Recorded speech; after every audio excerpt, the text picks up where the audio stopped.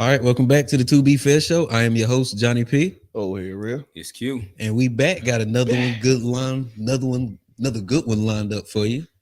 You had a good line. What are you saying? Line Hey, of what? thoughts, Oh, consciousness. okay. But before we get started, we'll tell everybody to tap into the socials at the To Be Fair Show. There's Facebook, Instagram, TikTok, and Threads. Okay.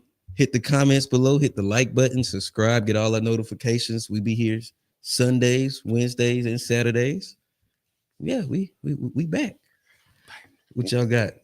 Well, we'll toss it over to our brother. Yeah, it was a last week we were talking about, or I made a statement last week about it being important to me to raise my daughter to be a wife. And we had a little bit of, I guess, a little pushback, and we decided that we were going to have this conversation, have the full conversation. So I think that it's probably a good place to start. Let's start for me. How do I want to say this? Okay, we could just ask the question: do you believe that we should be raising our daughters to be wives? I don't know. Like that, it's such a vague. I guess my thing would be just raising my daughter to be a really good person.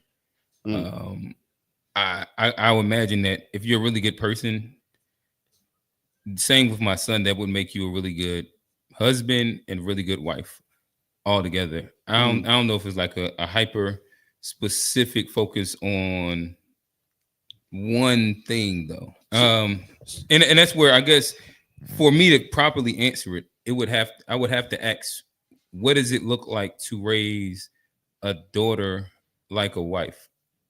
And so, as a wife, how like the frame? Yeah. And then you remember, okay, I'm gonna answer your question.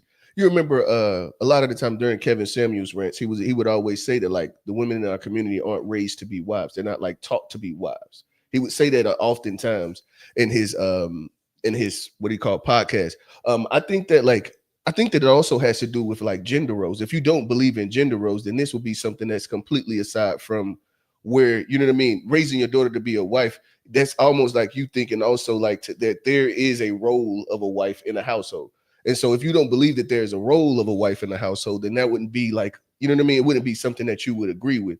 And this, I'm not saying that one is right and one is wrong. Like, I understand what you're saying. Raising your daughter to be a good person or raising kids in general. It's like the idea of saying like, I would raise my daughter and my son the same way. And for some people, I understand that. And for me specifically, that's not what I'm attempting to do. Not to say one is right and one is wrong. Go ahead, Johnny. Well, no, I guess my question would be, well, it's just two, like, because I think being a wife is something that a person decides.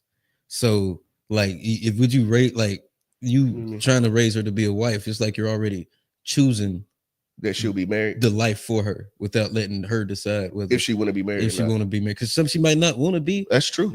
Married, and I think people have that autonomy. So I don't think if you raise her to be a wife and what she say, I don't want to be that. Well, that's cool. But then you focused in on that, but I think you might have missed a lot of other things just by just focusing on raising a wife instead of or teaching her certain things about being a wife, and that might not even be stuff somebody could be interested in. She might want to be raised to be a husband.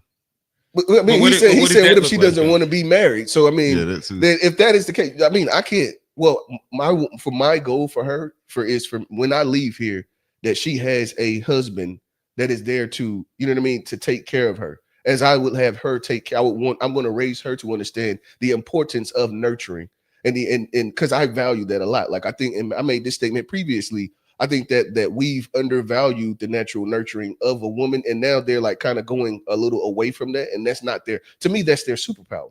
Because I think as men, we're not naturally, or I'm not naturally a nurturer. My dad's not naturally a nurturer. My brother is. So there are some guys, there are guys that are natural nurturers, but I think in general, guys aren't just naturally nurturing as women are. Go ahead.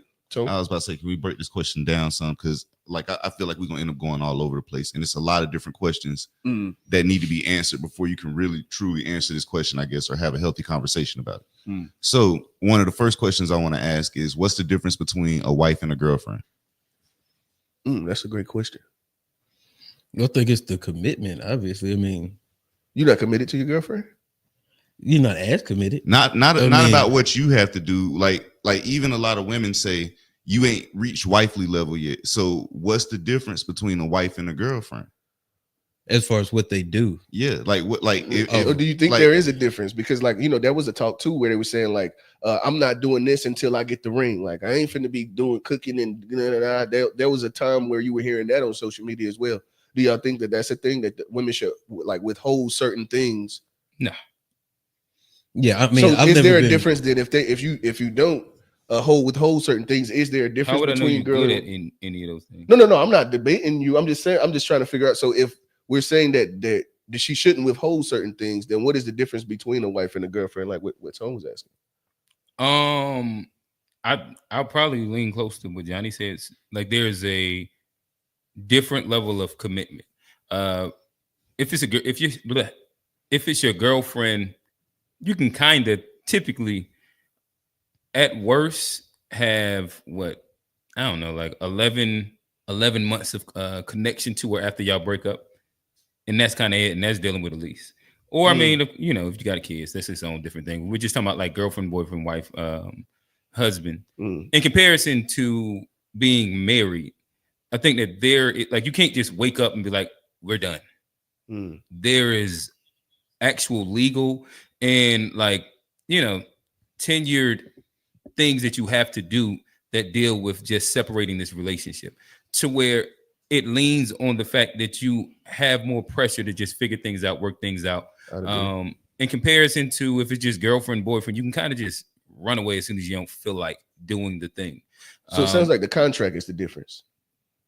Well, with that specific difference that you're saying however you would look at that, because Catholics don't believe in divorce either. Like whatever, like like however you view it, it's more of a commitment to a thing. And then I think typically when you get into marriages, there is more shared resources as well, which then also goes back into the idea of commitment. To me, like that's the biggest difference between being like a wife and a girlfriend, in my opinion. Yeah, I mean, I'd agree with the statement of the divorce. When, like, of course, if it were just boyfriend and girlfriend, it's an easy out for sure. And that's why I was like the contract definitely makes that completely different. So, like, I would say in my situation, me and my wife are separated a few times. I wouldn't say that, like, maybe, who knows, maybe we wouldn't have gotten back together those times if it wasn't for the fact that you have more. You got to go through the legal, and then it's like a longer process. You got to just not be together for 12 months like, before you can even do anything. In North Carolina, you got to not be together for 12 months. Y'all can't even live in the same house, or y'all can lie and say, if y'all really want it, you can actually get it done. You can get a no fault divorce. You can just lie and say we've been separated 12 months. If y'all both want it, y'all can do it for sure. But that contract does make oftentimes, like I speak for myself, it definitely made us more willing, and I appreciate that too, especially with having kids, because I think kids do that same thing, or should. For me, they do the same thing. It makes you want to, you know what I mean, do everything you can and fight way harder to keep it than you would at the girlfriend boyfriend. But I think also with the girlfriend boyfriend situation, a lot of them live together and use their resources together. So you know what I mean. But it's rare that you see that them have like a house together or something like that. Like that they're sharing resources in a definitive way. They might have a lease together. Yeah, and that's why I said like you might have 11 months of figuring some shit out. But to me, marriage, more times than not, like now y'all are like sharing equity inside like a house, or you're in shit, like even if you're not sharing equity in an apartment. A lot of people married in apartments too. Oh well, I mean, like you just don't have that specific part of the long-term thing that you have to worry about. But I mean, you still got the 12 months. Of course, listen, the least amount of shit you have will make the divorce so much easier. For sure. You ain't got kids, you ain't got no properties, you ain't got like with no kids and no property. It's pretty much the same thing as girlfriend, boyfriend. You arguing over a MacBook and shit. Who gets the dog? Yeah. So it just takes longer to do the thing. But yeah. Essentially what I'm getting from what all of y'all are saying is that the role the difference between a boyfriend and a husband and a girlfriend and a wife is pretty much the same thing. Yeah, in my mind, I already would have said, even if you would have said that.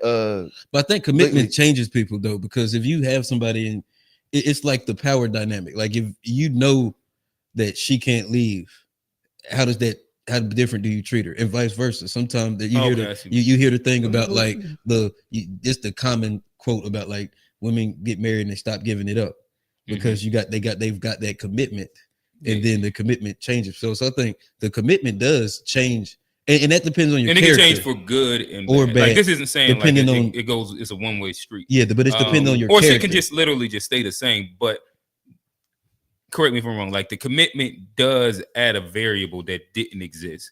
That if somebody wants to yield it, they could on either side. And that's a character thing too. That depends on how you react to having that power over somebody. I don't necessarily. I understand what you're saying, but I don't necessarily agree because we see like she still leaves. We can the statistics state that she leaves often. Like the women leave the marriages often, so like the contract ain't really keeping them. They still leave. No, that's speaking to a different point. I thought that he was saying that wasn't what you were saying. You were saying no. He said like the fact that's that still speaking to the point that it's still speaking to the same point of a difference between a girlfriend and a wife, though, because like you can leave out just as easily, like not just as easily, but you can still leave. You can still like if you choose to leave, it can be done. Like we see this now on an often, but like it's a lot of marriages don't last. Like people be getting married and then 50%, they be divorced real quick. But there's still a commitment issue as far as like I'm not going to do this because I don't want to lose this or the issues that it come and like that's going. It's like not having your finger in a vice grip, but it's like a control mechanism. Well, it could be the same thing as like living together. So like I could literally not want to or not be able to figure this out by myself. So I stay with you. You see what I'm saying? That could be the same as just sharing a space. That's true. I mean, but that happens with people too. But it's just it's a bigger, longer commitment though than just the lease. If you get into a marriage, and it depends on your assets too. Like if you don't have a house and kids, the marriage is there's less leverage she has over you, or vice versa. But if there's a lot of assets involved, that's a leverage move, and both people are going to act differently than if there wasn't that kind of leverage on there. I'd agree because you seen what old girl got out of Iman. Bro don't even play ball no more. Iman just got done in. And they on social. I wonder did he cheat? I don't know what happened. Because I would assume for him to lose like that, I would assume she called him. I think they was on that Hollywood type relationship anyway. Yeah, they had like what is this shit called? They had a whole reality TV show. They was definitely trying to do their Remy Ma and Papoose shit for sure. And it's funny that both of those relationships didn't work. That was doing the whole Black Love hashtag Black Love shit. Yeah, but they was faking for the camera. Yeah, let's read off some of these comments real quick. In relation to the topic, I really do believe that marriage is one of the worst things that any man could ever do. You are giving your penis to one woman in the government. I keep telling you all that. Go. Yeah, it's a hunk take. In principle, marriage vows are a reproductive contract between a man and a woman to maintain both emotional and sexual fidelity to one another till death do them part.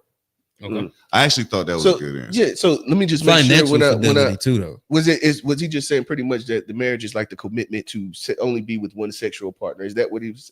That's kind of what I got out of it. Like emotional and sexual. Okay, like that's what the vow. Give yourself to one, which I do believe. Like I think it's deeper than a wife should be a deeper relationship than a girlfriend. Like yeah, but I think that once you get tenured, like a lot of the times, if you see somebody that's not married but they've been together for 10, 15, you couldn't tell that they ain't married. Like it's the exact same thing. Like I got an uncle. Well, my uncle passed away. RIP. But him and his wife were like together for like 40 years. Like I've never known them not to be together, and they got married during the back end. I think even that would be a common law marriage because they have laws for that. As far as, but I'm just talking about the dynamics. I ain't talking about whether it was real, like what I mean, the marriage part is specifically. I'm just saying the dynamics of a 10-year relationship and a long-term marriage. Both of those things look the exact same. I agree with that. Both of those things look the exact same. So is there a difference between a wife and a girlfriend then? And I would have naturally said it's like it's the same thing to me. Like it doesn't change the day before you get married and the day after. Like you may do some little changes, but like those changes. What about this, Red? What about this? Say I'm up one millionaire, and I marry a chick just making 50 grand. Is she not different the day after? What do you mean?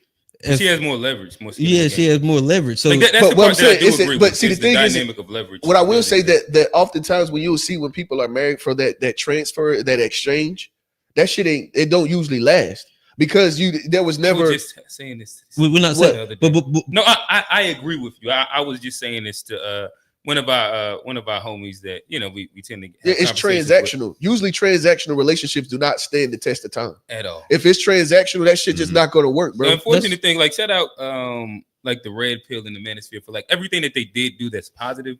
I do think that that's one of the ills that they have put into a lot of niggas' brains.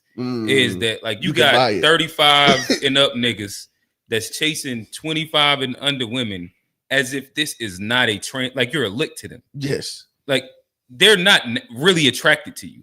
But a lot of them can play the game long enough to get what they need and they can get up out of it. Yes, sir. And a lot of people are basing how they like their actual real way that they live their life. That's the easiest way to put it. Off of this concept, not understanding that most of these niggas is getting exploited.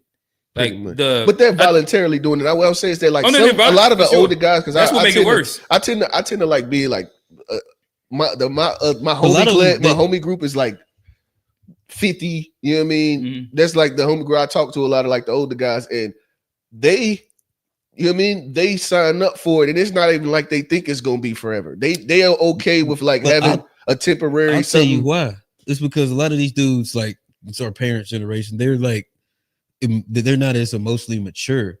And so a lot of times that's an easier type of relationship for them to have where you don't have to do emotional labor. You don't have to do that. It's I pay the we do and we get out. So I think that's why that relationships works for a lot of men of our parents' generation because what relationship? What are you talking about? But I don't want to say the transactional type relationship. I think it works. Well, no, we were talking about like really age gap relationship. I don't think any transactional relationship typically works unless like this guy.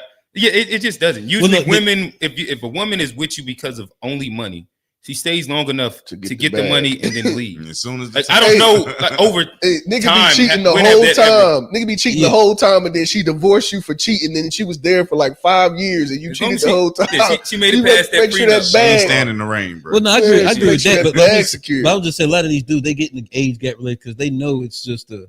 They do it because it's a leverage play. And they like usually they have more control. But usually, and they also younger girls, you know what I mean? They have that youthfulness. You know what I mean? They and I hear them say a lot of times the younger girls are more fun.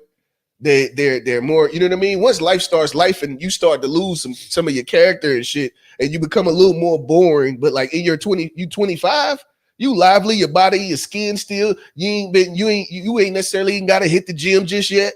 You know what I mean? That office job ain't sat in. You ain't been eating all that shit in the goddamn. You know what I mean? The belly still looking. Hey, it just is what it is. That's just what happens. So you want you a thin, slim John. You generally gonna go to about 25. Yeah, just if you having fun, have fun. If you think she don't like you, marry you. If you think she actually like you wilding, my boy. You wilding. You married the 25-year-old. Like if you playing the game just to play the game, cool. And I think a lot of guys don't understand that part. She don't like you. It's tough. But yeah, let's try to go back into. I don't want to not completely address the should we raise our daughters to be wives. So like I said, for me, it's a thing where I do understand where you say like raising whether it be male or female to be good people. That is, I understand that take. For me specifically, I want to key in on that whole nurturing thing. So like with me and my wife, my daughter's there helping her cutting the, you know what I mean, cooking and all that stuff. They bring me my plate. My wife brings my plate. My daughter brings my drink and my condiments. We do that. And it was funny. You know, the funniest thing is like, even in my wife's family, that wasn't a thing in their culture. She actually learned that from my family. I didn't even know that. So like in my family, they serve the men first.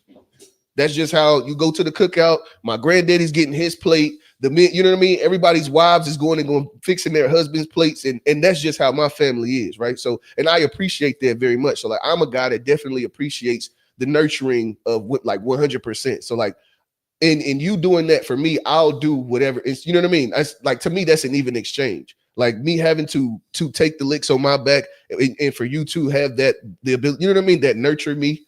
I think that's an even trade-off. I'm not really into like, and then I wasn't always like this, so I didn't try to. I didn't grow up like, yeah, I'm gonna be the breadwinner in my family, and my wife's not gonna work. Like, no, yeah, that was something. It just happened that way. You know what I mean? And shoot, she'll be going to work once my son gets to go to school. We're looking at her going to work part-time. I don't want her priority to be that. I want her priority to be the nurturing of the family. So I very much value that side of women. And so with my daughter, I want her to completely appreciate what men are. And go ahead. Well, no, I'll let you finish. I just want to get it. Yeah, because I think that like most of the guys I know, like most of the homies, their relationships, the number one thing they say is that they don't feel appreciated. They don't feel respected.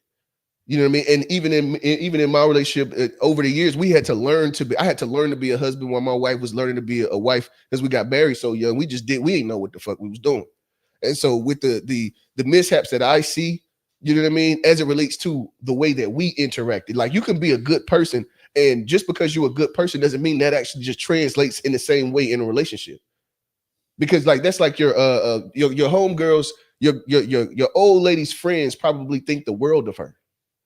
But they don't know how she is in the relationship. Like being in a relationship with you is completely different than your friendships. How are you comparing that to a person being a good person and that not translating to a relationship? Well, what I'm saying is that just because you are like, okay, so and I wanted to address that too. Just because somebody's a good person, like, don't mean they can't, or just because somebody a bad person, don't mean they can't be a wife. That's another thing. Like it's wives who are bad people.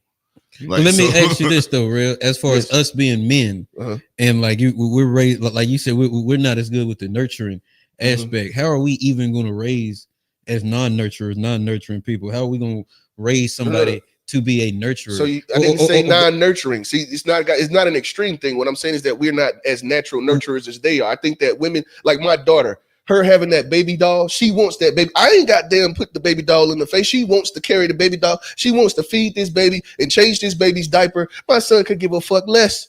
Like that, it seems as though like they're naturally going in. As I'm watching my daughter, she does a lot of the things that I've seen my wife do. But she's learning that from your wife, not from you.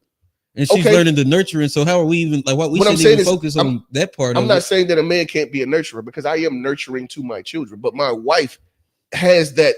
She has that, like women, I believe, have that gift. If they tap into it, they have that gift. And as a man, I don't think that is like my or most men's gift. That's not like what they most easily can present. That's more of like you definitely learn over time to do better with, as you're told that you was selfish and you know what I mean. You get those. But I think that's the part that women got to learn from their mothers.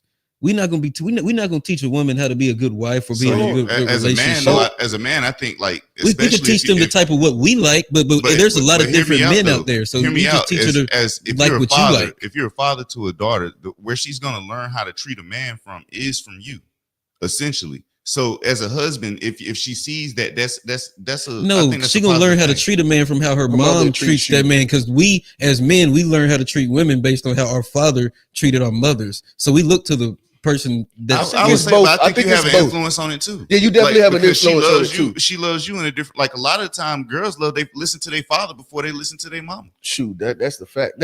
That's another thing. Like when it comes to certain stuff, yes, because I mean, as men, we try to be the leaders of the family. But like when it comes to relationship stuff, my nieces and stuff didn't go. You know, they don't go to my dad. They go to my mom, or they go to my sister. They don't run to my brother-in-law. So there are certain things that women are going to be. I think that's a failed thing. I think if you should have like a cousin, a male cousin, or you should be getting that advice from like. It gives you advice on how men work, but then like I didn't learn how to be a man and treat women based on what my mama taught me. I watched my daddy and he told me. Now there's certain things about women that I'll go ask my mother to get her advice on, of course. But how to be a man and how to learn, that came from watching my father. And I think as like for women, I think they learn how to be wives, good mothers from watching their mother. And then there's certain advice that father can give them to help them be a more rounded person. But that nurturing thing, that should come from the mom, because that's not our gift. So they should learn. Oh, so you agree with me then? Yes, but that's why we shouldn't try to focus on raising women to be wives. So as men, we shouldn't be focused on that. You think that you think that the wife should her focus should be to raise her daughter to be a wife. Or she should focus on that more than the men, for sure. Because that's not what we do best. And like we're not women, so like how we gonna teach a woman to be more of a woman? I wholeheartedly believe that responsibility is just as much on the father as it is on the mother. For her character, for her being a well-rounded person. The woman she is based on the mom, and she gonna learn that from the mom. Yeah, I can't teach her how to be a woman, but I can assist in her understanding of what a husband would need. I can definitely do that. You know what I mean? I can help her understanding on what a husband needs and what these are some things that will aid you in keeping a man and keeping a husband and finding and choosing someone that should, you know what I mean, that you should even consider being a wife too. Like I can help with that stuff. Help her find a good husband, and help her understand how to keep him. Even though like I understand what you're saying. My wife definitely your wife, the way that she treats me plays a part. Yeah, but your wife is not going to teach her about how men actually are thinking or what a man is actually thinking. But she gonna teach her when a man act like this because women know tricks and women know men very well. We know tricks, but we can't sit there and tell. Like we might recognize. How does one raise their daughter in that manner to understand the tricks, or is that something that you talk to your parents about when you're an adult? It's probably something that comes like the tricks that come older, but just as being like the woman nurturing part, like they're even like women's bodies and stuff. There's things what that would women be I guess I'm trying to understand what does this look like when we're saying it? I think that right now we're talking aside husband, wife, teach them do XYZ. What is that? So nurturing, what does that look like specific to a woman in comparison to what you wouldn't teach your son inside the realm of being a good person? Well, like I said, for me specifically, the example I gave is like so my wife cooks. So to the idea of accepting that as I believe in gender roles. Let's start there. Y'all know that about me. I believe in gender roles. So generally, that's where my line of thinking comes from.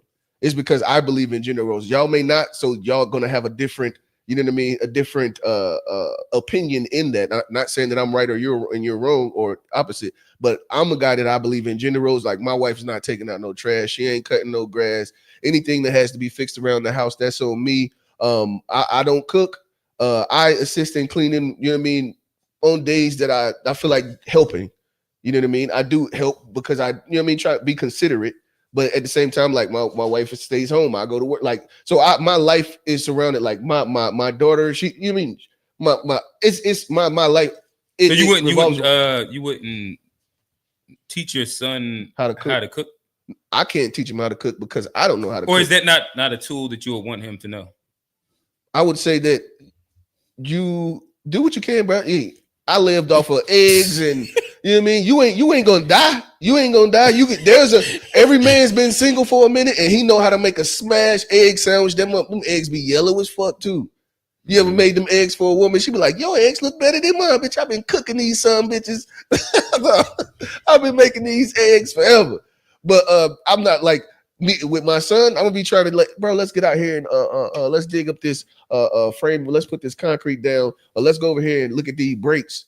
You know what I mean? Because that's another thing that I do too. Like I think that that's a whole nother conversation. We may get into that. But yeah, so like that for me, that's maybe my wife might want him to learn how to cook. That's not my fucking goal. Like I don't. What about your daughter? What things would you want your daughter to learn that you would teach like your son? Like there's nothing like useful, handy that she would like you don't think you would never teach her how to change a tire? I'm not gonna say I would never teach her how to change a tire, but just that's a good life skill to have. But see, the thing is that what I understand, yeah, I understand what y'all saying. If she knows how to change a tire, that's fire. But that in the case of that's where like I always see a man to be able to assist. So like you can call me, we can get that AAA. More than likely, there's a man that's gonna be coming and changing that tire for you, like or fix a flat. You know what I mean? You can. That's not. But you wouldn't want to raise her to be independent, to be able to take care of herself. I want her to be independent in like the regular way, but not in the way we utilize it, right? Like this whole independent woman thing, but like her to be an adult.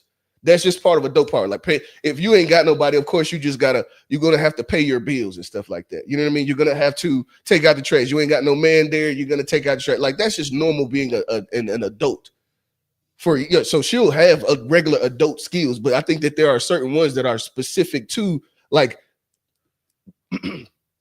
being the You don't think a guy learning how to or just knowing how to cook in some capacity is a regular adult human yes, skill? I just said that you can, you know what I mean? The spaghetti, that's like one of those, if you want to cook something. So what are the like the things that don't fall under regular adult skills? Like outside of gender roles.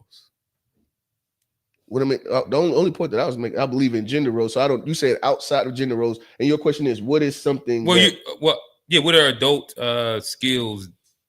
What are things that you'll be talking about that doesn't fall under adult skills that both people should be or should know inside some capacity?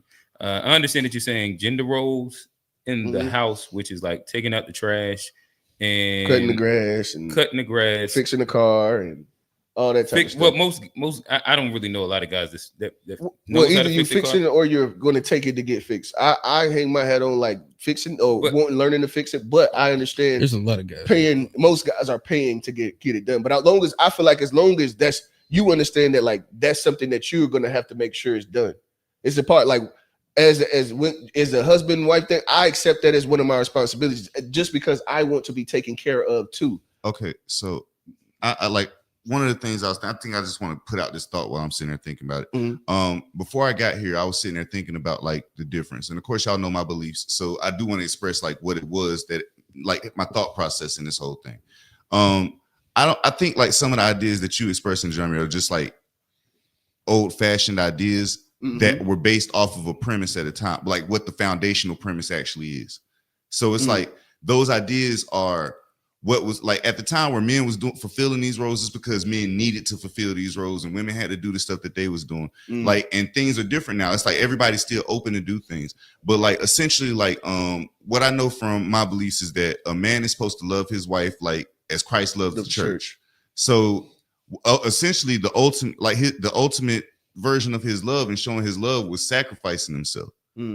And so I started thinking about that. And it's like, that's essentially what you end up doing as a husband. When you choose to be a husband to a woman, I'm willing to face dangers for you. I'm willing to like, my job is to protect and make sure that you are okay.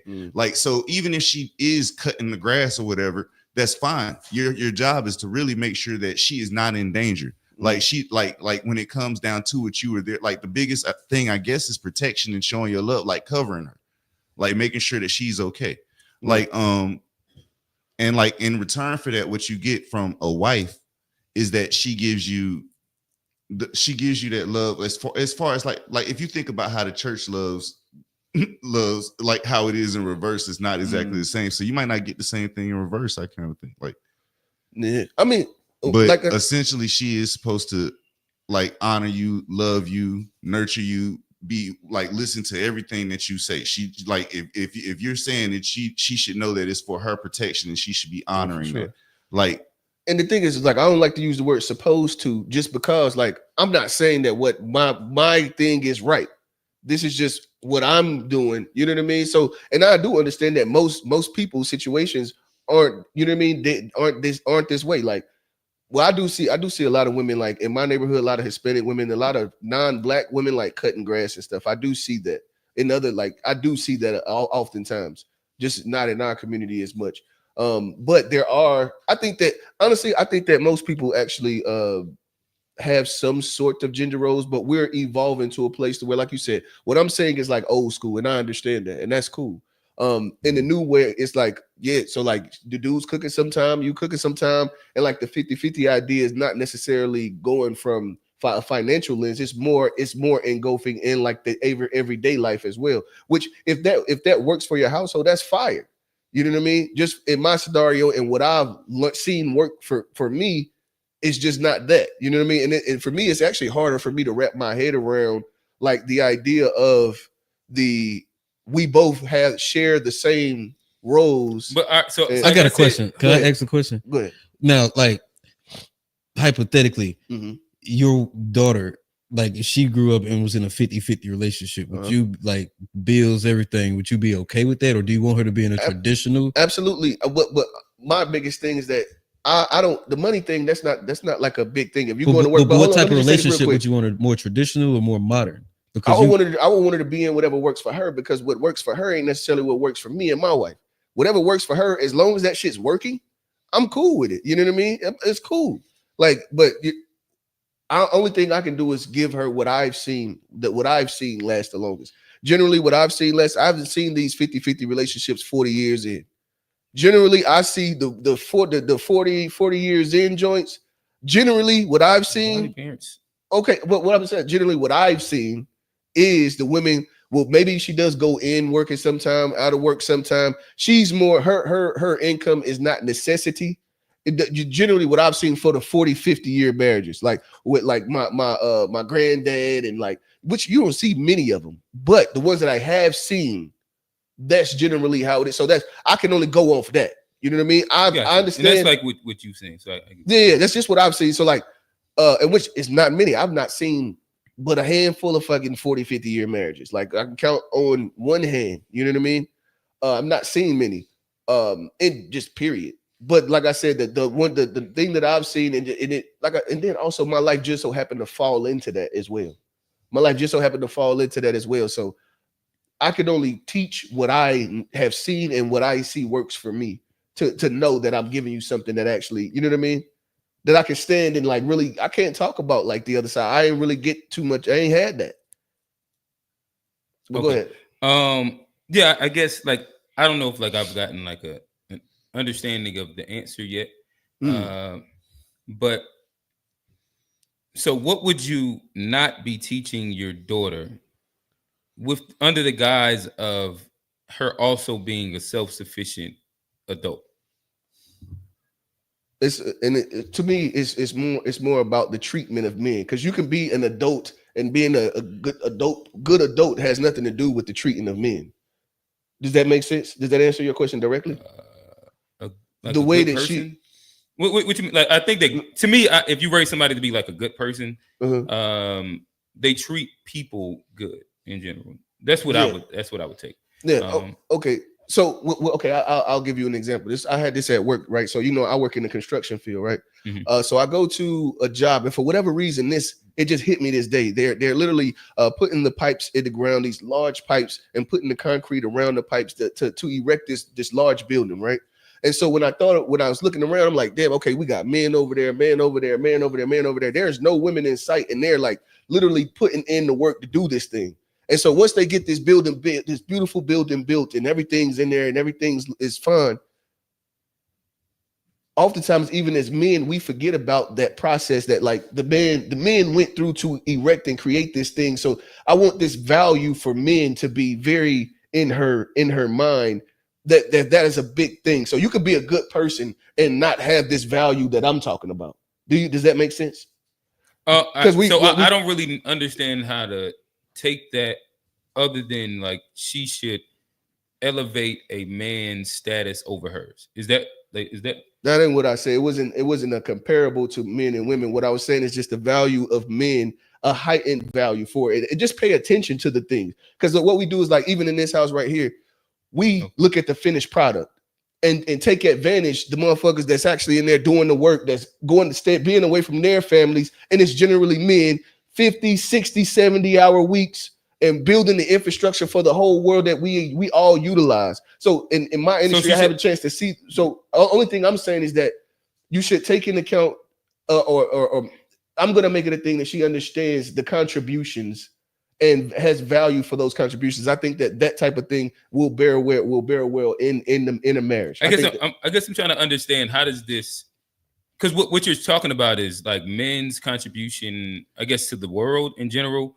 and that women should be very cognizant of men's contributions to like, not should like be just my daughter. My daughter will be. So I'm not okay. All right, just my daughter will be.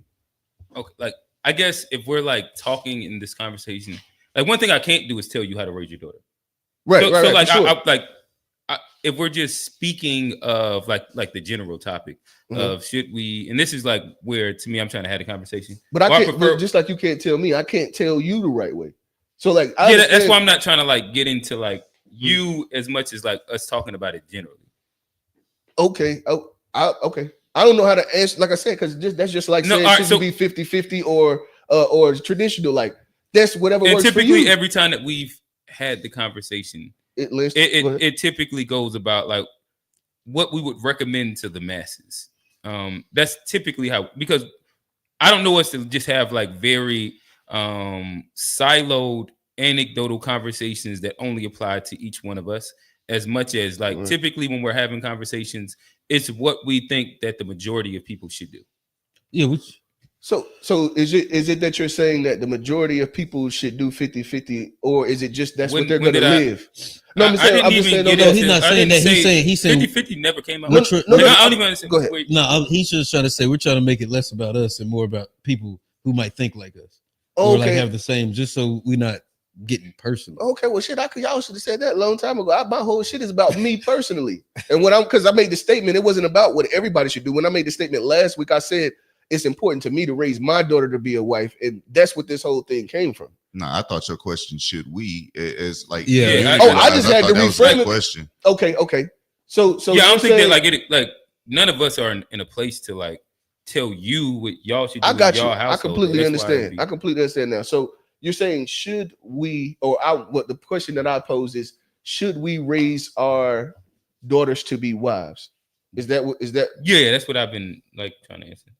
I'd say if you value marriage, then that would probably be a great way to have a heightened chance of a sustainable marriage. So I'd say yes. What do y'all think? You want to go or should I go? You go. Yeah, to me, I would just kind of stay exactly where I'm at. I think that I wouldn't, like, in me talking through this with you, I still haven't been able to like identify what would be the thing that I would do differently, and I'm saying but like speaking to what people would do differently. That would be something that would make it to it makes sense at the moment, because everything that you've said so far as markers of raising to be a wife, I think that those things goes in with like understanding, like appreciation of what people bring to the table, what people contribute. Again, being a self-sufficient human being as an adult, and all the things that comes into raising that, whether male and female. I haven't really been able to see things that specifically are isolated to women. Like even like I know me growing, like us guys had to clean up all the time as well. Like it wasn't like a thing that was isolated. Like you know, do the dishes and you. Everybody had to learn all of these skills. So for me right now, it's hard for me to understand the other side of the argument, because I can't necessarily say that I understand what the difference of like raising a really good person and raising someone to be a wife or a husband would actually look like. But then if I try and take it to, if it's like siloed specifically just to like a traditional gender role ish thing, I probably still would move away, only because I think that most relationships that I've seen work, like it's like ebbs and flows. Like sometimes one person working, sometimes two people working, sometimes the other person working, and it consistently adjusts like the roles in the house and what like those things look like, just depending on where each person kind of like sits at. And I think that, to me, I want to raise a kid that is able to kind of be malleable, I guess you would say, depending on what is actually presented. Yeah, it was, I wanted to break down this question too for a reason, because I feel like we got off track. Like it ended up going a lot of different places and there wasn't a clear cut answer to a lot of different things. Like I feel less assured about what y'all think now than I did before the conversation started. So it's like, because it still comes to question like, okay, so is there a difference between being a boyfriend and a husband? Or like I think essentially there should be a difference. And I just think commitment, that would be my answer. Let me go. Go ahead. Let me go. So if I wanted to answer, I think like we probably shouldn't raise our kids to be anything but good people. And whether they're gonna be wives, husbands, whatever, our kids want to be, they'll choose that. It'll be Man, a you can be byproduct a of- girlfriend with 5 different baby daddies and be a good person. Ain't That's nobody- what I'm Go trying ahead, to go say. ahead. Hey, like- Go ahead. Ain't nobody raising nobody to do that. Like, and if somebody do that, that's not the way they, unless they had a bad She could do it example. by accident. Like She people could- be thinking. Now you everything- can't have 5 baby daddies by accident. But, But hear what like, I'm saying, but like usually that's a bad example that she saw growing up. Like she usually didn't come from a 2-parent household with 5 baby daddies. You think that's Yeah, I think there's somewhere in her value so system. then at that point, then you're devaluing what you just said a minute ago, because you just said she didn't come from a 2-parent household with that. So you're essentially saying that getting married is the thing to do, because essentially she's going to raise her grandchildren to be a different way if she isn't raised to be a wife. I wasn't against marriage. I was just saying we shouldn't Look, raise our kids To be just to anything you be said. to be anything but good people. Now, if they Mhm. choose to be husband, that's something that'll be, or a husband, wife, that's something that'll be good for them. They can see the example. But if you want to be single for the rest of your life, if that's what make you happy, I want to Yeah, but raise that- you. But I hold want on, to. but But look- we're supposed to raise Yeah, kids like to have with the. really We good want to have. We values. want to raise kids to have the skills to do whatever they want in life, But not hold just on, be in a hold on, relationship hold on. or be Let's a husband or look wife. at this. Okay, so let's say that Social Security is still around, right? So I was when I worked in Shout the out to bank, I was Elon. in a state. I was in a state, so I dealt with a lot of people dying. Well, people dying in general, and their families having to deal with this and being able to get their assets, whether it was bank accounts or whatever, right? So oftentimes, what I would see is like Social Security, right? We already say that Social Security is not enough to pay, you know what I mean, for somebody to live off of. But then when you look at the way it's made, and generally the way the society is made, it's based on the married household. That's what being a single person is damn near impossible for you to live by yourself. So the idea is that you need someone. So one Social Security check ain't gonna do it, but 2 Social Security checks can get you across. And so this whole idea of being by yourself is So you fucking think- stupid. Okay, That's stupid. I don't need a man. All of that. That's fucking stupid. But that also exists on the other side. Like guys, Or I don't need a woman. Guys Whichever need- way need- it falls. need That's women- stupid. Right, and I but you're also still supposed to imagine- raise people to be independent outside of that but relationship. I don't Somebody think to that know. anybody's saying that you shouldn't like advocate for your kids to want to get married at all. or to because, like, advocate that- for like, them that to be would be single what- for the whole life. Yeah, that sounds like. Well, close if to you're the- raising a daughter to be a wife, isn't that essentially what you're doing, advocating for her to get I married? don't know what that means. That's why I keep asking. Like, well, you can't are we be a just wife. saying that we should? None of us are we wives. should, Like, how, we should be pushing, and this Okay, so is why should I've you- asked it. So, Go ahead. if you're saying, like, simply put, nothing dealing with any other changes in raising them outside of saying, hey, but then that's still not like. I think that you can raise your son still to be like, hey, there's value in marriage. There is value in relationships. There is value, and yeah, like it's just, like I don't see where this like isolates any gender and how like raising them to be this thing would be applicable to that. I mean, I think the question anyway, like I said at the 'Cause you beginning, don't I wanna feel like raise the a woman question to was just be clickbait. But if submissive, if we have to make it direct, then put it in terms of should you raise your son to be a husband? Like essentially Yeah, the same and thing. I If thought about we that have to too. do that, that's still another way to say it. But essentially, the whole conversation is about should we be raising our children to get married, to be in marriages? Should we be doing that as a culture? Well, I think those are like Or is there no value in things. marriage? But it's not different things though. Should we no, be raising well, our typically children? like Should- a husband and a wife denotes different gender roles. When we say specifically, like, am I raising her to be a wife or raising him to be a husband in comparison to the flat thing of like, am I pushing my kids to get married? Those are like different things because of one of them denotes by saying it that there's a differentiation inside like roles. Okay, so The other one yeah, is I the understand what you're institution. saying. You're saying like pretty much in order to have this whole thing, I want my daughter to raise my daughter to be a wife, and that means that you believe in gender roles. It means that you would have to have and not that just in saying there. like the institution of marriage. Well, I want yeah, my I kids to understand get what And it you're married. means you're saying. gonna I leave don't out see- certain things to teach Okay, one but versus the essentially, other instead of y'all teaching made them the both. answer Yeah, that and so marriage. but in order that you would have to believe in, and that's why I brought the gender role part of the conversation into it, because I understand that as well. But go ahead, Tone. Essentially, y'all made the marriage conversation about gender roles. I don't think marriage is about that at all. I don't think marriage is about gender roles. I do think there are roles that you're supposed to fulfill as a husband and as a wife, but it's not so much about like, oh, she should be cooking and they ain't got to cook, Agreed. or she shouldn't take out the trash. Those things, like different people in different relationships do different things. I do essentially believe there's a thing that a husband should do and everything like that. Man, I kind of lost. But tell like what you laid out inside, like your of what you were saying. Like if that's what you, because I don't know, it wasn't like a big difference in what you were saying through the guise of like the church, that like there wasn't nothing that differentiated men from women outside of just the idea that, hey, men, you are going to have a little bit more responsibility. But what it looked like didn't sound like it was a big difference. It was just, well, women in the church, they don't have as much responsibility, but she should still do very similar things. And that's why, like, to me, that's like, not what I was saying. I was saying saying essentially your job is to look like you should be protecting your woman. You should be loving your woman. You should be covering your woman. Mm-hmm. That doesn't mean she doesn't have, like, you devalue her role or anything like that. It just means I wouldn't say that. It means that if you're in a house and a robber comes in, you should not make it out of the house and the kids be gone. It means that you're willing to sacrifice yourself. And like it shouldn't be no way that you come out and you in the same house and everything just comes out. That's a fair like differentiation. I mean, if that's the differentiation you're making, I think that's like a fair one. Like, if would I raise my daughter if a robber comes in a house?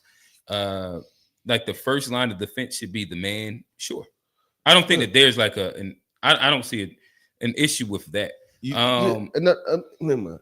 I wasn't even just trying to make it one example. It goes, it's more grand and it's more grand than that. And the reason I'm asking that is because, like, even me, I'm not married right now. So somebody like me or some child or anybody who's watching this show that's not married, if they watching this show and they're determining whether they should get married, like we wouldn't be giving them good hope for right now. Like, what do you mean by that? Because to me, we haven't been talking about half of us are married right now, though. The reason I'm asking that is because essentially what I've gotten out of this conversation is that there ain't really no difference between a marriage and a relationship. Like y'all just saying commitment and everything, and that a good person. So it's like it's a lot of things that you're not saying that you're saying at the same time. So if you're saying it's like somebody has to be a good person to be married, it's people who are married that are not good people. Like they raise their kids to cause terror, but they committed to each other in some type of way. Okay. Like they not necessarily good people. But I don't think that nobody's raised them to be bad people and raise terrible kids. I think that if we're talking about if we can wipe the slate clean and what we would want to raise them as, and again, like, there's a part where, like, we're not necessarily, you're not in control of what your kids are going to be. For sure. Like, you can hope to guide them. And so, like, they're going to be with whatever they're going to be. But if you if you can instill as much things as possible and push them to a specific value system, what that would be. And like, that's what we're talking about. Okay. So I got one more question. And then, maybe we can move on from this. Okay. Would you say it's better to raise 3 kids with the same parents versus 3 kids with 3 different parents? Same parents. Okay, so essentially, I kind of think that means that we should be raising our daughters to be wives, because that ensures that that's the thing that ensures that. That's all it's really about, more so than anything. Guaranteeing your lineage, securing your lineage, making sure that the children got the same grandparents and parents and all of it. Like, because we've seen. And when you say raising them to be wives, what specifically are you raising your daughter to do? Raise your daughter to be a wife, raise your son to be a husband. But again, like outside of just saying like them to value marriage, like what would be the difference? Specifically, that you're talking about, so I can understand. Okay, so essentially, I think a wife should be a nurturer. She should be the best helpmate to her husband. So again, so what does that look like in raising a daughter? What would it be different than what would you be doing isolated? You teach her to identify. Then what you would teach a son?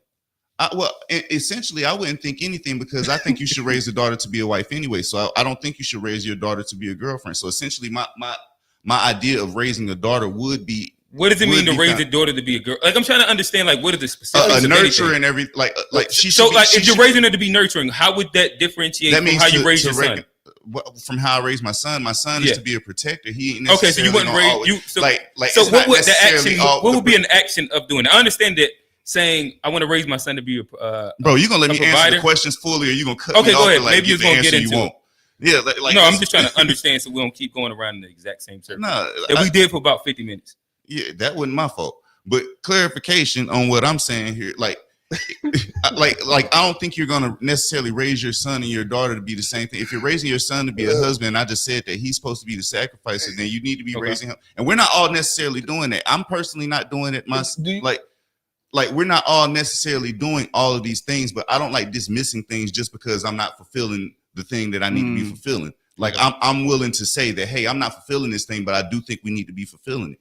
I think we need to be raising our sons to be protectors, to actually know how to protect themselves. They don't need to be coddled as much. Like maybe at a certain time period when they're young, but we need to be protected. Like that's what men are supposed to do. Like, or even as a husband, if you're going to get married to a woman, you're supposed to choose a woman and raise your family. Like your family should see that thing. They like we're again, I'm just asking, what does that look like? Raising them in it looked like what we didn't see. Like I don't understand. I was raised as a good person, but I did not get to see a successful. Like I didn't get to see my. But I did grow up in a 2-parent house. I can't say that that's not what I didn't see that.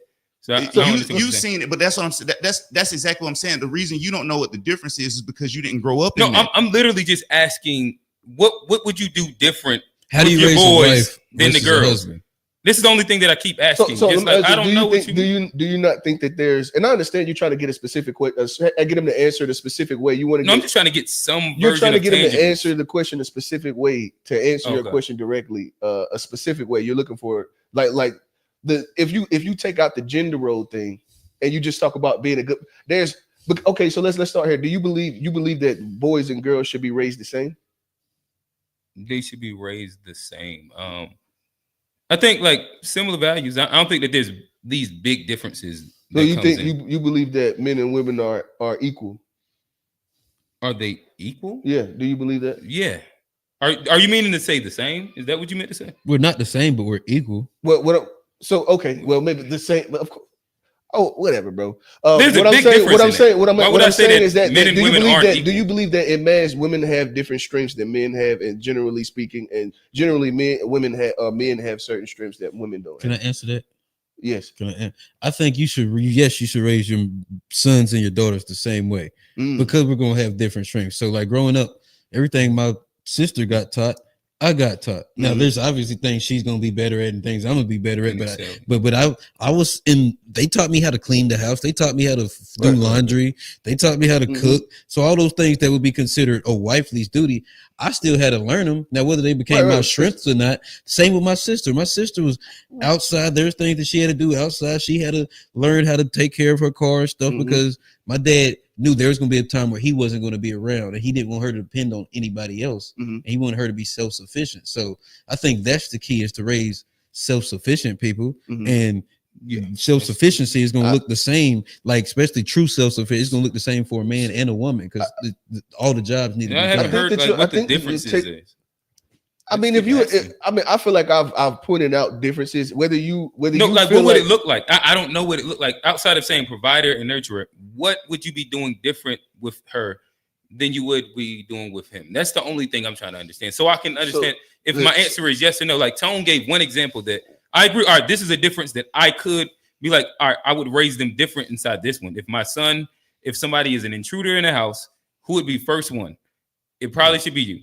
With the daughter, it probably should be him. Like there's a tangible difference I can understand. You said earlier most other things I don't understand. You said earlier that you I believe, and I may be wrong. I believe you said earlier that within the marriage, a man ends up sacrificing more. No, when did I say? I think he said more responsibility. More responsibility. Something you said something like that. I said a man has, No, you said maybe I was quoting what I took from Tone. Yeah, like I had said something about the man sacrifices more. I don't know if okay. Yeah, it wasn't me, man. So but either way, so I believe that in general, a man's going to sacrifice or to keep it sustainable, you're never gonna, I don't believe that like you're gonna get in a situation and a woman's going to be with the man that she's getting the same thing that she gives. I believe that she's going to get the better end of the stick, and you should already understand that. For her to stay long term, that devalues a woman's contributions. If you value like nurturing and providing equally, then it's hard to say that either one gets a short end of the stick. Okay, and I'd agree. I'd agree with what you're just saying, but I still think that you're going to give, like, even in something like just Yeah, you're going to end up having to sacrifice your point being made oftentimes for, you see what I'm saying? You're going to, because you're going to give in to, you're going to give in much more than she'll give in generally. But you're not going to teach your son that. Does that make sense? But so you end up sacrificing. So and when I say sacrificing, I mean it more in like of course, like to me, I believe that the exchange of nurturing and providing, I think that that's an even exchange. I believe that that's an even exchange for sure, because I feel it like I value nurturing just like I value, like, you know what I mean, the whole bread, whatever that stuff, whatever that is. But I do still believe in, like, even in my scenario, I like definitely take a back seat in general to my family. Like I'm going to be the one that goes without before they go without, for sure. So, and I've signed up for this job, which requires me to be willing to lose more than I'm willing to allow them to lose. Does that make sense? Well, that it's sound like you described like being a provider, or just being but with her husband. But yeah, I also think that if a woman is at the house raising kids, I think that that's a huge sacrifice that's comparable to everything you just said. Okay. What I'm saying. What I was saying was beyond. So like the job, right? So your job, right? So okay. What I'm saying is that her nurturing my family is equal to me providing for my family, right? Okay. Beyond that, our interactions together, I'm going to still be willing to give. Like I'm going to be willing to, in my mind, instead of me trying to be right, I always think about like what is the outcome that I'm looking for, because I want to make sure that. You see what I'm saying? I have to continuously do that because I see a lot of women, or women that I know, women in general. But hold on, let me finish this real quick. But I see a lot of the time with the you ain't even no need in even going into like let's say a debate or disagreement aiming to win the you know what I mean? You give that. You see what I'm saying? I like you how I feel like in a disagreement, you're going to be more. It will behoove you to not go into it looking to win. So you will just bow out of battles. Most of the battles you will bow out of just because this is more important than what you see what I'm saying? So you're in general, you'll do that. And that's another, does that make sense? But I imagine like that deals on very specific lines, because there's certain things that I can just imagine that you demand submission within. Whether again, like there's like and it can kind of go down, like for you it might deal specifically with like you have to adhere, like there's not a debate about gender roles or something like that. Like there's not a debate about, and then you can go down a different like certain lines where you have a very, very strong opinion on. For you, I think that this is most people. We have certain things that we don't waver on, and then there's a lot of things that like it just like it's not that important. If somebody else feels stronger about it, that is cool. But yeah, I don't think that there's a lot of healthy relationships that exist where there's one person just continually submitting to the other person. Especially inside like conversations that matter. If it's like things that don't matter, I don't think that it necessarily wills any issue. But if somebody is like, we need to relocate just because I want to go live in the sun, and the other person is the main person that's providing it in whatchamacallit, I think that like typically that person that's providing isn't just going to submit just off of the strength of like, that's what I typically be doing. And that like that's the best way. Okay. Well, damn, I was gonna say something about let me see. I was responding to, you said that I would have like demands, or what was the statement you made? That I would have because of the situation I have, my wife would have to like you. All right, so maybe you don't feel like this, but I this is no. Just I me just wanted to giving hear you say it. I haven't. I'll re-say it again. Okay. That you have demands in which like you want your woman to fit within a specific gender role. Okay. And like there's not a negotiation factor inside certain parts of that. What I'm trying to say, I remember now. You just gave me what I was looking for. What I was saying. So the thing is that my wife actually agrees with gender roles. So it's not like me having to enforce that on her. She actually believes in that. No, anyway. In the hypothetical though, like in the hypothetical. Yeah, you're going to be with a woman. What I'm saying is that she has certain demands. She got certain demands of you there's certain things you have to do as the man that she Absolutely. expects. Absolutely. Just the same way you expect. Yeah, but that tears from where we was just at the moment. Hypothetical, like whether she specifically wanted to or didn't. I think that from what I have understood of what you've said in general, the woman that you're with is like, there's not a debate on like certain gender roles that's going to be adhered to, because that's what you value, that's what you like, and that's what you're attracted to. There's not like this huge debate about it. You're not submitting to the idea that she's going to take out the trash and cut the grass or change a tire or provide at a certain level. Are you saying that if she wanted to do those things that I wouldn't allow her to do it? Is that what you're saying? I'm trying to hear what you were saying. All right, so this will be very easy. Okay, this would be very easy. Are gender roles up for debate in your household? So the thing is that what you do is if you actually believe in gender roles, you would probably be smart to marry somebody who believes in that too, because it wouldn't make sense. So if you're to me, that's a dumb question. Why would someone that believes in gender roles marry someone who does it? That sounds like a fucking failed marriage right off the top. That's stupid. I think that so you're saying that. The whole thing. Oh, so tell me one more time. Say it one more time. Maybe I am obviously missing. I was just making a general example that inside relationships, everybody has non-negotiables and boundaries in which everybody has to adhere to. Right. I use you as an example because you are a stark person that like you believe in gender roles, which would mean that the person that you are with would have to adhere to it. It's a bonus if they also, or it makes most sense if that person also enjoys gender roles and believes in that.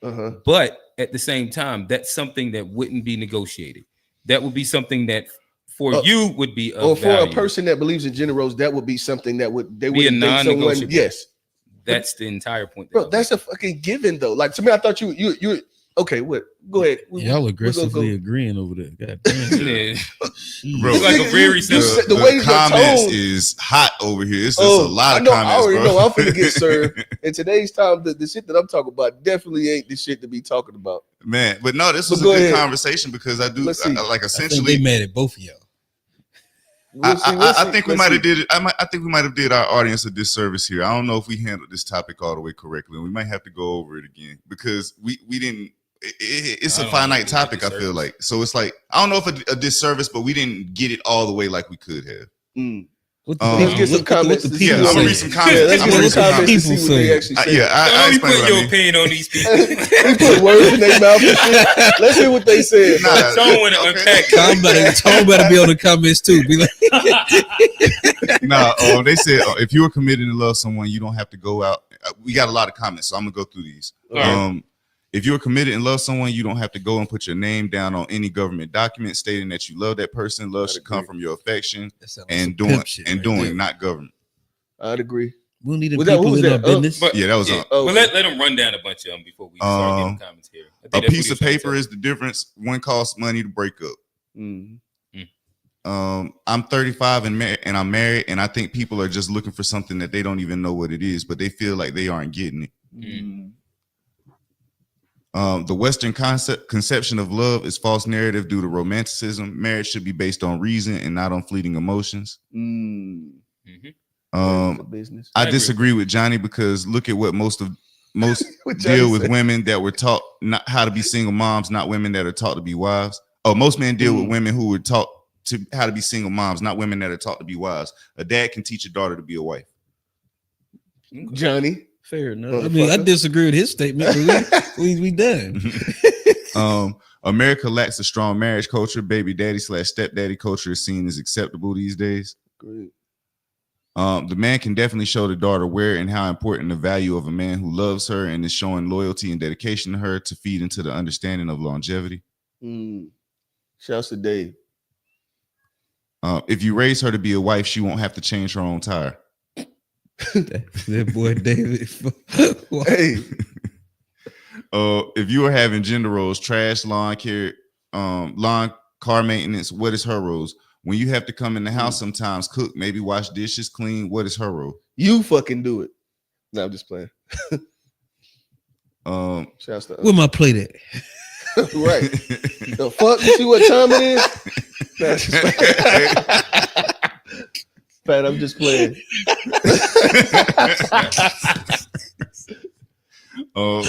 Fathers are necessary to provide order and discipline in the household, protect and validate the children physically, emotionally, and psychologically, and screen the suitors for marriage.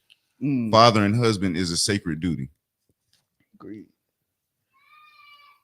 Whatever we are doing now in modern times isn't working. Grandparents had it right. Who was that? That was David Walker. I thought he hated the old heads. Yeah, he did. Yeah. I thought he hated them too. I always get confused with my guy. Hey, shout out Steve. Steve the homie. I appreciate Hey, no, shout out Steve. Steve, you actually, I said this last week. I wanted to just tell you real quick.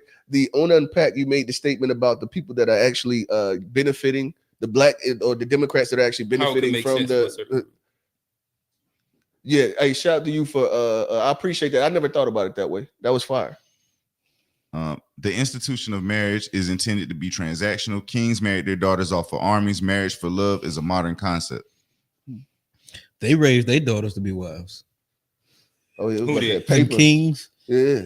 Oh yeah, they The had princesses. chastity belts. No, that's how they did it. Put a bitch in the tower. That's what I'm trying to say. Like, is niggas trying to put chastity belts on women again? What the name Hey, was? yeah, also Rapunzel. Yeah, body. Hey, she my was daughter so They don't couldn't even go out believe in in body the count. sun. Oh, Them motherfuckers was hey, crazy. another thing too, bro. Never mind. I was like, bro, fuck it. Another thing too is, bro, I'm actually hoping my daughter doesn't have any ass at all, bro. Give her a goddamn straight back. I'm not going to that. Ass in the goddamn. Hey, black this next ass, comment. this infatuation with Hey, yo. ass is Hey, yo. crazy, bro. A flat ass, none of the fluker hips, none of that. We don't want none of that. Give her a board. Goddamn.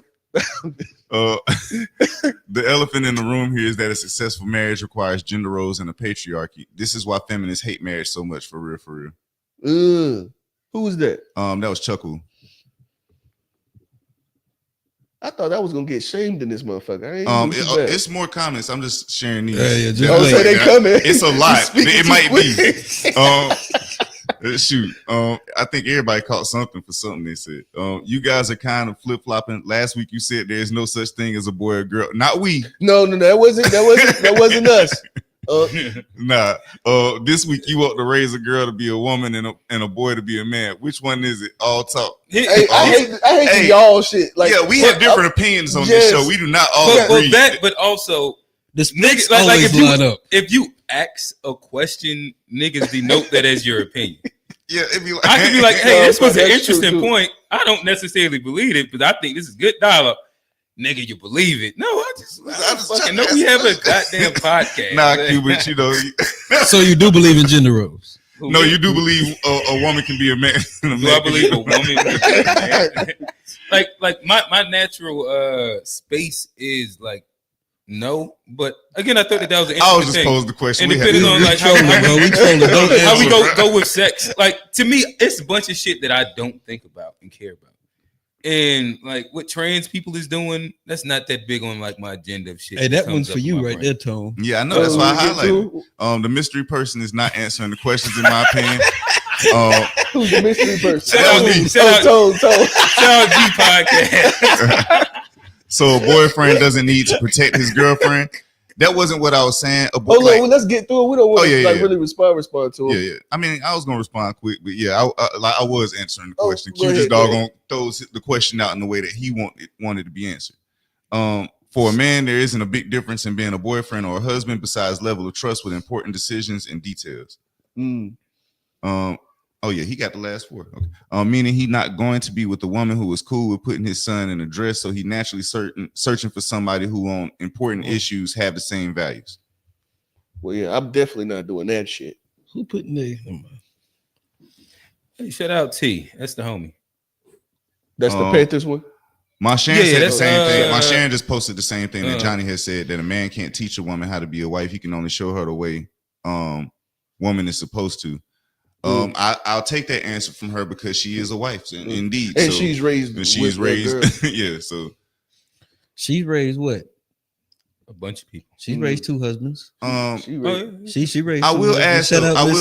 Miss Sharon. I will ask though, Miss Mashan, like, what role do you think that your husband might or is there a role that a husband can take in encouraging their daughter to be a wife?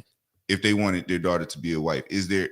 I think that there's a bunch of roles that they could take. I mean, and that's why I think that those are different. Play a part in determining those are different that. things. And again, like this is where it goes into like what's the difference. But like once you get into being a wife, and I think that like once you're older, I think that that's where a lot of it outside of what you like see in the household, because I think that like naturally, whether intentional or unintentional, what you see in the household and relationship dynamics and the roles that each gender plays, I think that those are the biggest and loudest examples.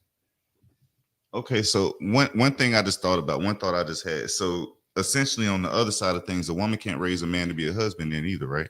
A woman can't raise a man to be a husband. Hey, we've seen how that works. Like, No. See, the thing is that what it is that nobody's been intentionally raising him to do anything other than maybe some sports or like been intentional to actually like raise them to maybe good people. We can say good people, but in majority there's been no intentionality for most people to actually try to intentionally be intentional about raising a wife or a husband. I don't believe that's something that we've been doing, especially not at any mass scale at all.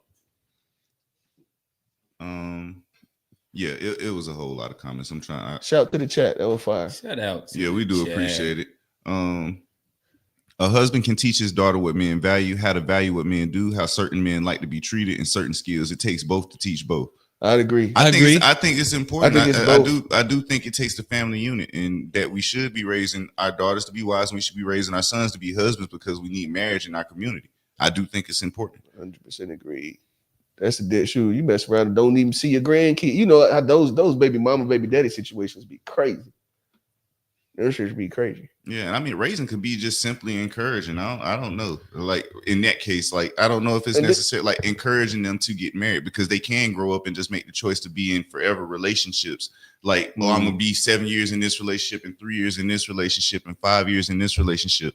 I've experienced that myself. I've been doing that thing, and while I've grown from it, I think I would much rather have spent that time like building a family, even with the situations of how things go. I don't have regrets about like necessarily how things turned out. But if I could go back and do it differently, I really would. I would go back and do that differently. You know something too that I just noticed?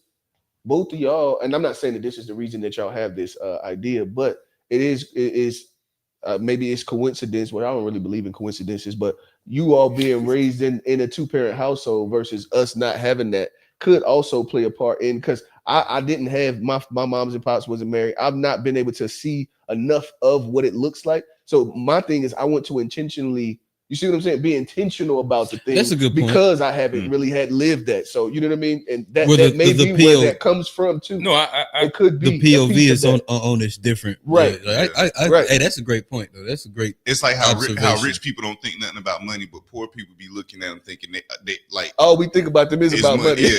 Yeah. That's a great point. That's a great point.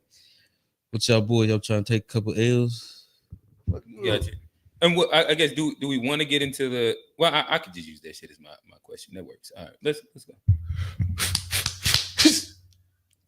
The fuck, bum ass nigga.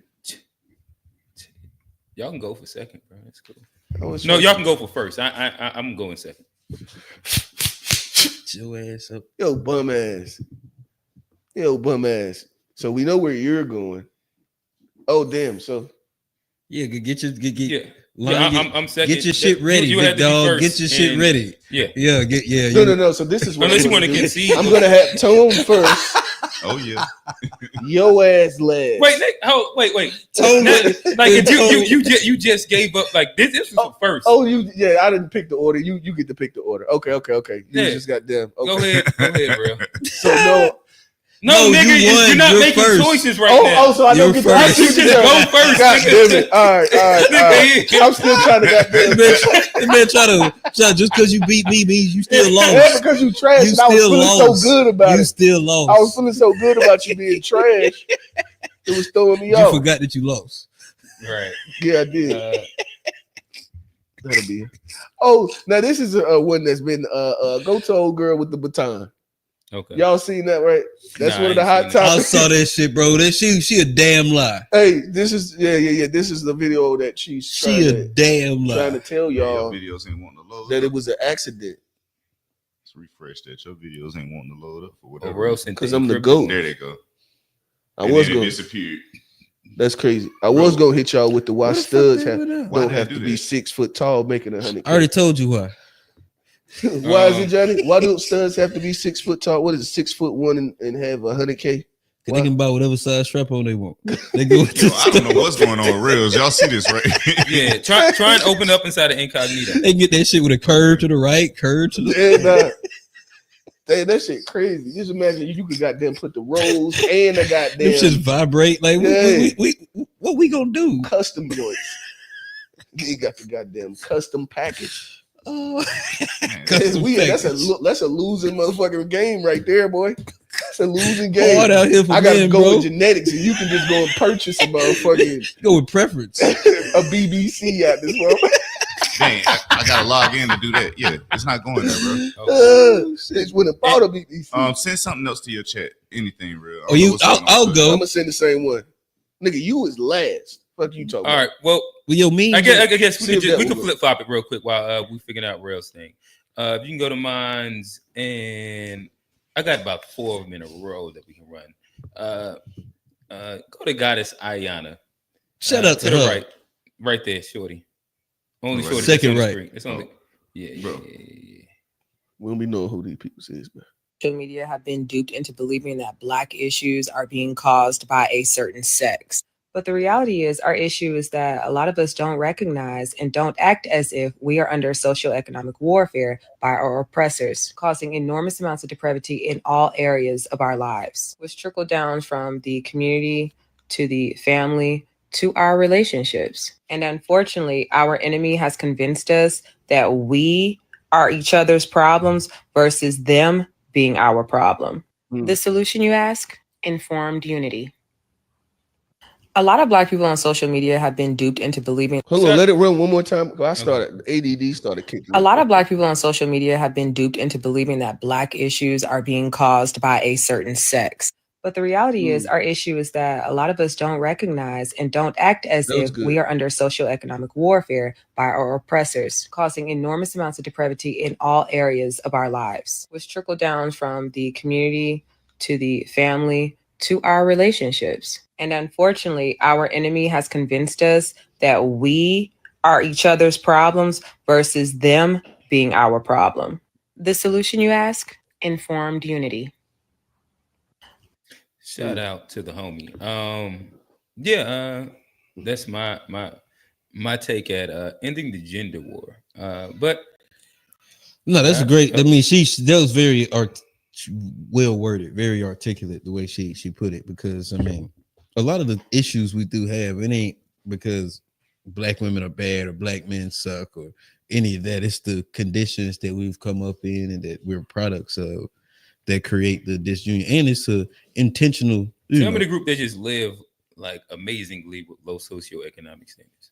You say what? What group? My question, bro. That made me think of like the line between the problems that we have from socioeconomic socioeconomic position versus cultural dysfunction.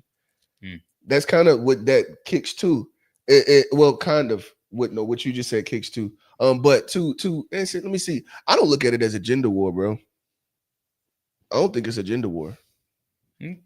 I think it's niggas trying to understand. We trying to get a better understanding. And motherfuckers been doing that for 5 years now. It's a gender battle. Yeah, but we've been knowing that we wasn't worth a fuck for how long? My entire life. My entire life. Niggas get 5 years and now it's a war. No, nigga, we just trying to tell you the gender war, like men are from Mars, like the 80s, like gender war is not a new but thing. What I'm saying is that there's been people on both sides yelling at each other for a long time. Them white women been feminists for 40-some years. And dudes been shutting the like we been wearing it, bro. No, we been wearing it. Niggas do not be telling bitches to shut the fuck up. Oh, you talking about nah? Is Wayne Brady gonna have to slap her? Yeah, but I think that it's healthy, but things have to get worse before they get better. we can't just get stuck in worse. But don't get stuck for sure. Don't get stuck for Niggas sure. been complaining about the same shit for 5 years now. I don't think we're stuck in worse. I actually see I see things growing. I think there were the conversations that needed to be had. Conversations are exactly. I think that the conversations are necessary. Like I found me and my wife having different conversations because of that. You know what I mean? I think that it could either make your relationship better or you can realize that it's really fucked up. Are you talking about like speaking about relationship dynamics or demonizing the other gender and saying that it's their fault? Well, I think that you can watch the wrong shit for sure. You know what I mean? If the gender war, not like having relationship conversations. That's healthy. The gender war is when one group would be like men ain't shit, and the other one be like black women are the fall of the black community and shit like that. Like you hear it on both sides. That's the war part. Where like a group says that it's this part and the other group said it's the other gender. Well, the thing about it is part of these conversations, there are facts and there are fictions, and we ain't sitting there trying to address the stuff that's actually true. There are things that are true. Like if you have a group that's benefiting within the group, like their benefit is so like socially economic. As far as what she was saying, socially economically, they're benefiting more than the other part of the group, and they're benefiting. Which group is that? Okay, so say like black women are benefiting, you're benefiting them by eliminating the black man out of the household. Then essentially, what that's doing, they're not going to want to turn from that necessarily. They're going to be more encouraged to keep pushing that. Like why would I turn from my security? But they're still living in poverty. They're still like they're raising kids that have bad outcomes. Like nothing good is coming from this, and all the black women that I know right now, nobody's trying to be on food stamps. Nobody's trying to be on government assistance. It's not general. Bro, and then black men still to this day make more than black women. Bro, that is for one. What you just said about them not trying to be you speaking in a whole, and that's not the truth. All right, so you think the majority of I didn't say anything in whole. The majority of black women are trying to be on food stamps or government assistance. I do think there are a lot who have learned that they benefit better by being poor than putting themselves in a middle class position, even if they can put themselves in a middle class position. Then why is it more by being poor? I mean, there's more of a benefit of being poor than being middle class. So what you're saying is that the majority of black women, because that's the question I asked. I asked the question. That was your response. He didn't answer it. They say majorities, but still. So if we're saying like, is there some low hanging fruit that milk the system? Yes, and they don't get good outcomes, but like generally speaking, like we can't say two things are true. Like if black women are racking up debt because they all going to school and getting degrees in gender studies and shit like that, but they also are all trying to be welfare queens, it doesn't line itself up. Okay, now hear what I said. And they're also like it doesn't line itself up. You said welfare queens. I never said they was trying to be welfare queens. I just gave you a whole nother. I said there's some trying to be welfare queens. There's some people who benefit more from being poor because that still falls into welfare queen. That's not if they benefit more from being poor and that means you're intentionally staying as lower socioeconomic. Bro, you're saying what it intentionally means, but if their situation benefits their family more, that don't mean they're being selfish or that they're being some. Nobody use word selfish. That's what I'm saying. It don't mean that they're trying to be like they have some alternatives, like some bad intentions about the whole thing. If you're intentionally staying on the system, that is what they define as welfare queens. So if you're intentionally staying on the system, it might be because a lot of women value security and they found security within the government. And so y'all are arguing two different things. I think that you're arguing the mindset of the person and the reason, and he's just arguing that is she doing technicality. You see what I'm saying? He's just saying, is she on welfare? Where you're talking about the heart of the person and the decision making, whether she's doing it for the benefit or she's doing it to just be lazy. That's what you're talking about, right? I wasn't saying nothing about being lazy or anything like that. What I was saying was that there are people who benefit. So there are people who are staying on welfare because it benefits them and it's easier for them to stay on that. Sure. Like I've seen that growing up. I don't think that that's the majority of black women.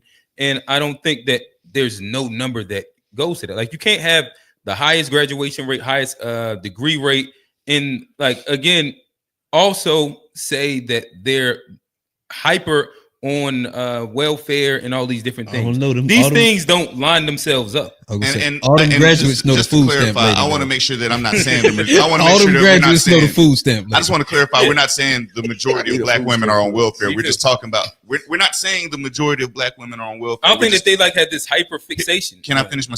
Okay. I'm just making sure we're not saying that the majority of black women are on welfare. That you're using this statement and that we're understanding the context is talking about the black women that are on welfare. Well, I guess like, are we saying that there are black women that exploit the welfare system? I would say yes. I imagine everybody else would say yes.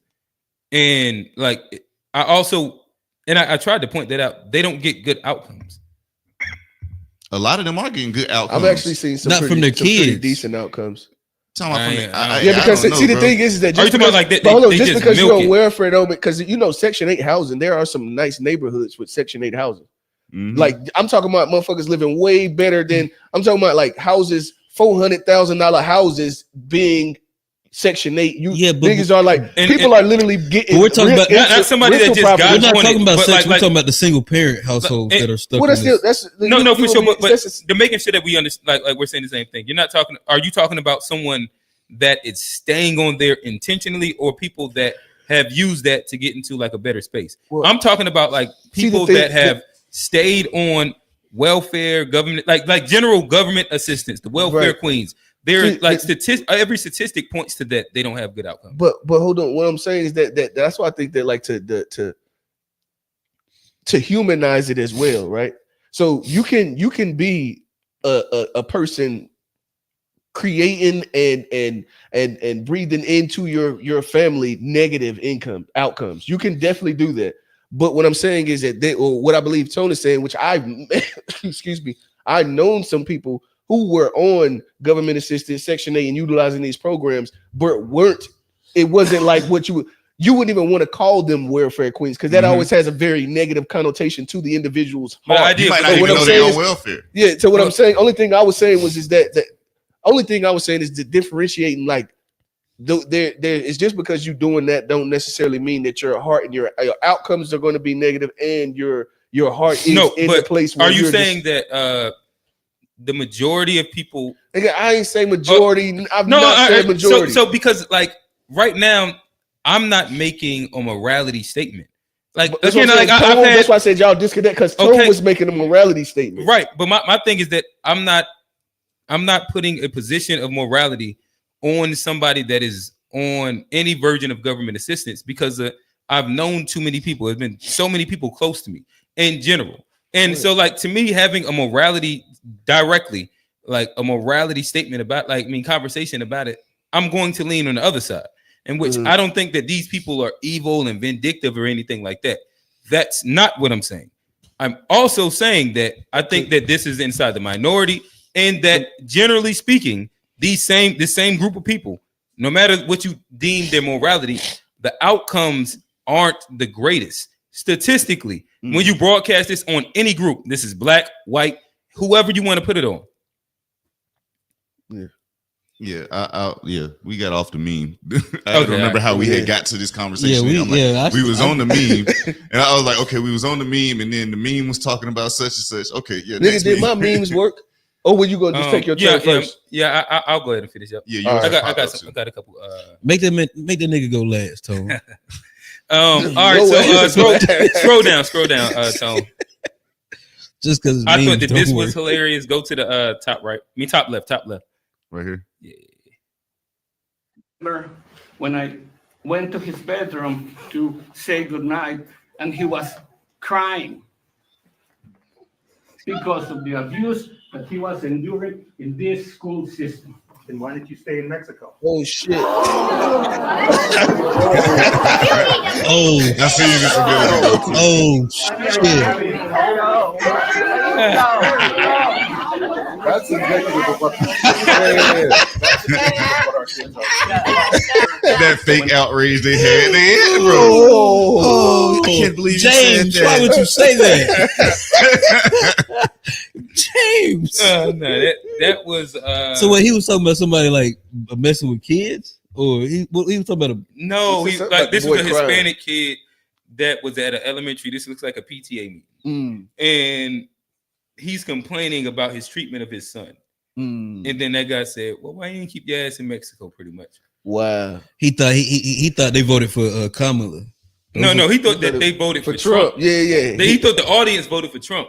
But then that's why I said this is pretty much saying like when reading the room goes wrong. Yeah. So he thought they voted for Trump. Yeah, clearly, he thought that they were aligned with his viewpoint. He's looking at a whole bunch of whites in the room, and he assumed that it was no liberal whites in there. It looked like he read. Yeah, that's gonna be mostly. Yeah, that's gonna be definitely mostly liberal. Yes. All right, you can go to the one next to it. Shout out to all my guys that love a gender gap relationship. Then he say 19 and 35 is crazy.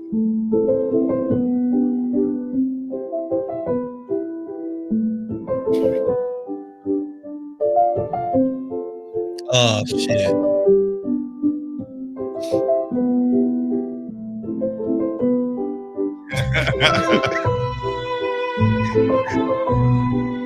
Bro, she didn't exist.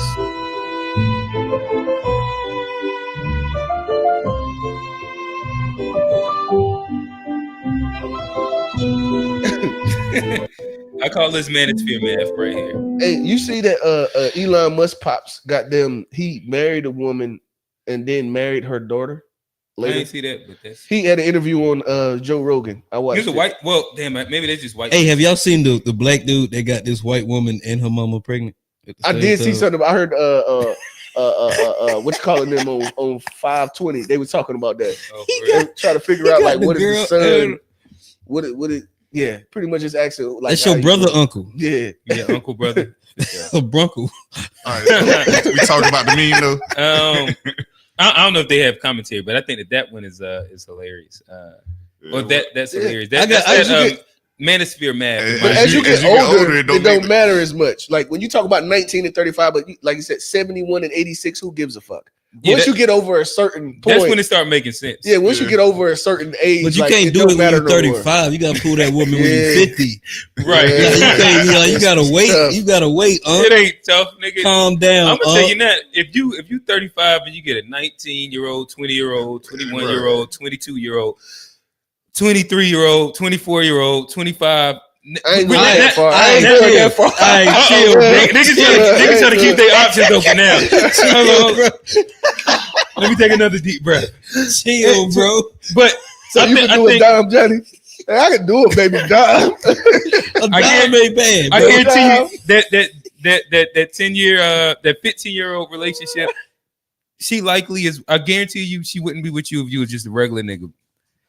You probably a person that has way more money than her peer class. She gonna milk how that many motherfucker 35-year-olds? Like a cow. How many 35-year-olds making under 100K yeah. can date somebody that's 19? If you 35, make it under 100K because you pull that 19-year-old. But she 19. You gotta make under 100. Yeah, you don't have. All you have to do is have a house and a car. Yeah, Johnny, you meant to say like 24-year-old or something like that. 19-year-old. That's just grooming. Oh yeah, the 24. Yeah, all she needs is he got his own house. Oh, that's true. And he got a car. 19, he can take me to McDonald's. Yeah, 19 years of shit. Yeah, I'm talking about that 24. Listen, y'all. Johnny's clearly inexperienced in his grooming. I don't do it.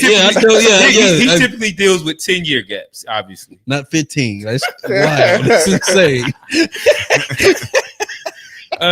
Yeah, but we can end with this one. I thought that this was really, really funny. It's the one right next to it. And I'll concede my time. If I ever see you again, I want to start wearing one of those black bonnets so I can be more black. I lost my beautiful daughter 4 years ago to cancer, and I haven't been this happy since she passed. I knew God was going to give me something today. Diagonal, up and down, or across? I think she likes us. I think she like you. No, she likes us. Yeah, she like you. She wants some BB. He got dreads now. I ain't gonna offend nobody. I'm long, hard, and stiff. You gotta keep it that way. There's no way he should be saying this type of stuff. Got my lucky bonnet on, boy. Because I ever see got my lucky bonnet on, boy. He said, "I ain't gonna offend nobody, am I?" Yeah, I love this one. I ain't got too much of a commentary. I think this was cool. I love like old white men that like he's more genuine old. Yeah. Yeah, Like you get like appreciation of culture more than racism. Yeah, I appreciate some old white guy that can appreciate culture and not be racist. Nah, that was still funny though. Trying to be But he more black, definitely be picked my some bonnet. fucking. Hey, that's some crazy shit. But he got the locks though, so he wanted to have the locks That to put shit, in bro. the bonnet. Yeah. I'm not going to I'll laugh if you But he was racist. at his own house in his home. The niggas knocked on his door. He was just chilling. He never said like anything about black at all either. He said, "What can I get that little bonnet you got on?" So bro I was feel looking in cool. the mirror, admiring him. He was like, "This shit's so nice." Wait till He they was see just this chilling at the crib with it on. by himself. Yeah, that's what I'm saying. Said, no, that is crazy. Oh, you got me loaded up now. Yep. So yeah, let's get to the baton girl. Right here. Yeah. Because I can admit I'm just a person by myself. Nobody's gonna believe me because I can admit Cause you from the lying. video it does look purposeful, but I know my intentions and I would never hit somebody on purpose. I'm just a person by myself. Nobody's gonna Now believe go to me the because I can admit slide over to from him. the video it does. An accident. Dang. She banned that girl twice. Now, what else would she have been doing right there? But no, you can't say the wind up give it away. The bitch went. She did it twice. That give it away. Like it was an unnatural motion. Like you know how they stop certain flop calls in the NBA. Mm-hmm. Like that's a unnatural motion. Don't they find them sometime for that? I can't Shorty thought she did this. she thought she did. She didn't watch the film back. Listen, to all my kids and obviously racers, it is very beneficial to review the film. Hey, you know the funny thing? So I ain't gonna say the funny thing, but I was looking at a post and her dad was responded and posted on Facebook like, you know what I mean? Look at this view. We got another view of the footage, and Was it better? Bro, I don't think I didn't watch it, but I don't think She you could clocked get. it. But then she also said, I could be a victim she of also- outrage. If it was a better view that made more sense, I'm open to look at yeah, it. no, but he was, you know, she's getting death threats, and she. well, that's OD. That's OD. I'm like, bro, like, why are you threatening? Don't nobody even know the girl she kill hit. her? Like why Nobody know her. Yeah, why would Nah, stop it. Y'all devaluing black life. What? If I don't that know was- what if the that- fuck she is. what we're If that was a doing, white woman, I No, guarantee you, I'll be like, it makes sense. what She we're getting death doing threats. is Not death threats. We Because not you hit doing- somebody with a baton. we devaluing track lives. bro. If either person was if that was a white person This man over here that saying hit track, somebody with track a lives matter. if that was a white person that hit a black runner with that baton like that, Possibly, it'd be turned the fuck up. possibly. It wouldn't be out of the realm Possibly. of being like, oh damn, you got death threats. Well, it makes sense.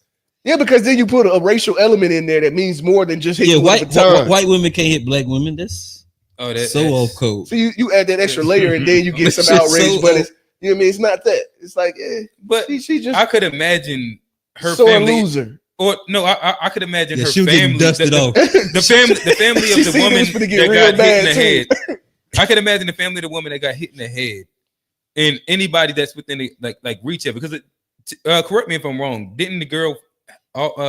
Didn't she suffer a fractured skull? concussion and all I kinds can of shit. easily see She death cracked her threats skull. coming from that shit. Yeah, Like yeah, death yeah. threats don't mean like Yeah, it was no, I an can internet see nigga that. I can typing see that. as much as like her people was like, we gonna fucking kill you because you like Oh damn! what- You just changed this girl life, like all of losing a fucking race. right. You fuck That's around and like a lot surgery and different. all kind of shit. Yeah, Oh, if okay. you look See, at the layer. see, yeah, I didn't yeah, realize yeah. she was injured that bad. I Yeah. thought it was just Yeah. because she lost the race, but the girl got actually like Yeah, they said it was a cracked fucked skull. up. Yeah. Oh yeah, now Yeah, nah, you gonna end up wearing yeah, that. You'll yeah, wear yeah, that. yeah. That happened. Hey, they be up there crying. It couldn't have been. You up there crying. And cracked the skull. Come on now, and you looking for sympathy. Wait a minute. Okay, so like, She got a group of Okay, there was time a out, group of people time that out. came to her. time aid out. to- I got a question. yes, Because I never ran track.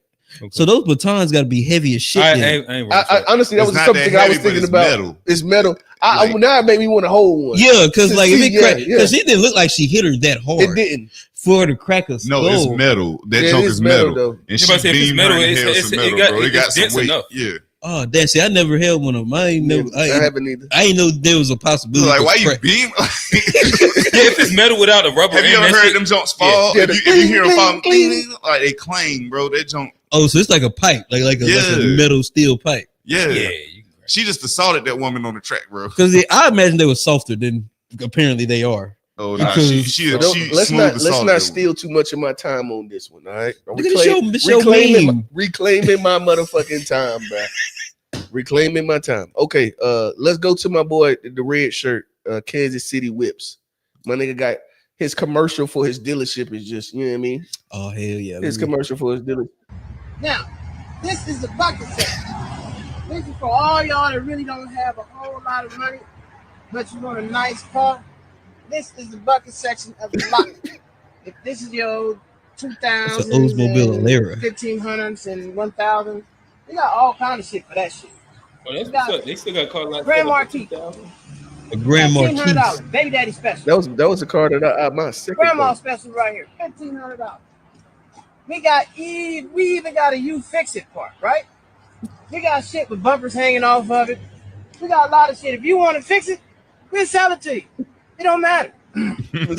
Just make sure you bring somebody down here with you, because we all sell this shit as is. Now we drive it, we test drive it, we change the oil, we do what we can to make the shit happen. But 3 months down the line, I don't want to hear about no alternators. You got a flat tire, your brakes don't work. Look, fuck that. We selling motor and transmission. All right? As long as that motor ain't blown up or that transmission ain't fucking slipping, don't bring that shit back tripping. All right? Bring your baby daddy, bring your grandpas, your grandmas, bring any motherfucker you want to bring to check these motherfuckers out, because we don't want you to bring this shit back complaining about nothing. Cash cars. 6707. Cash cars. I'll rock it. He say if the motor's still running and your transmission ain't slipping, don't bring it back tripping. He right. He right. What you tripping for? You got it for under $2,000. Yeah, I think that's fair. Yeah, shit. This is what he called it. What the first section? He said this is the bucket. The bucket section. Yeah, you want it for baby 1,500. You know what I mean? See, that's what Real wanted me to do when he came over there. He wanted you to take him to the bucket section. He wanted the buckets. I knew it. Hey, I tried to get this man. They wouldn't even let me ride. See, that's how I know they. You know what I mean? It was a race car being played too. They wouldn't even let me ride in the shit that I was even interested in reputable. buying. And let me ask you this. Yeah. Prior to that, had you ever went to a different state in a car with Johnny? Yeah. Oh, you had like took road trips and he was everything with him? Yeah, he was my guy. Have y'all like just had side conversations before even then? like a seagull smoking, we were going, you know what I mean? Go to ourselves and actually have real conversations. Just regular, I thought regular homie. I thought it was the homie. I'm sitting there okay, I'm gonna go to the dealership my homie at, because at the end of the day, so let me ask you this. And I wasn't at the but guess what? Let me I wasn't gonna say goddamn bucket. You could have brought your shit back. You wasn't going. Well, let me ask you this. You definitely wasn't gonna sell me no bucket. But let me ask you this. Even though he said you that's what you came in. I should have let him run my credit. I think that's what it was. If I was supposed to go in there and then all right before we leave, a prejudge. Just run. Yeah. Johnny just treated me but like when the you white walked man. in, how he treat you? He treated me like the white man. Hey, I know him from Rock Hill, right? What does that mean? Trade. This is why we say these things. Exactly. This is why we say these things. The suburban blacks from Rock Hill don't like regular black folk. Yeah. Johnny, he playing into the narrative. I'm trying to get you to escape it. All right, let me see. Since we was having, do we want to? Yeah, I'm gonna go with it. Go to. I can't even think of her name, but the actor dude, the black dude who Captain America. I keep my boys humble. Like my boys have never had a pair of Jordans. You know, my boys don't do all that internet fly shit. I'm like your kids. And no, I don't give I could be the biggest star in the world. Do not let me catch you being stupid. Mm-hmm. Do not. And my oldest gets it. My 15-year-old, he tells the other ones, he's like, yo, don't make dad mad.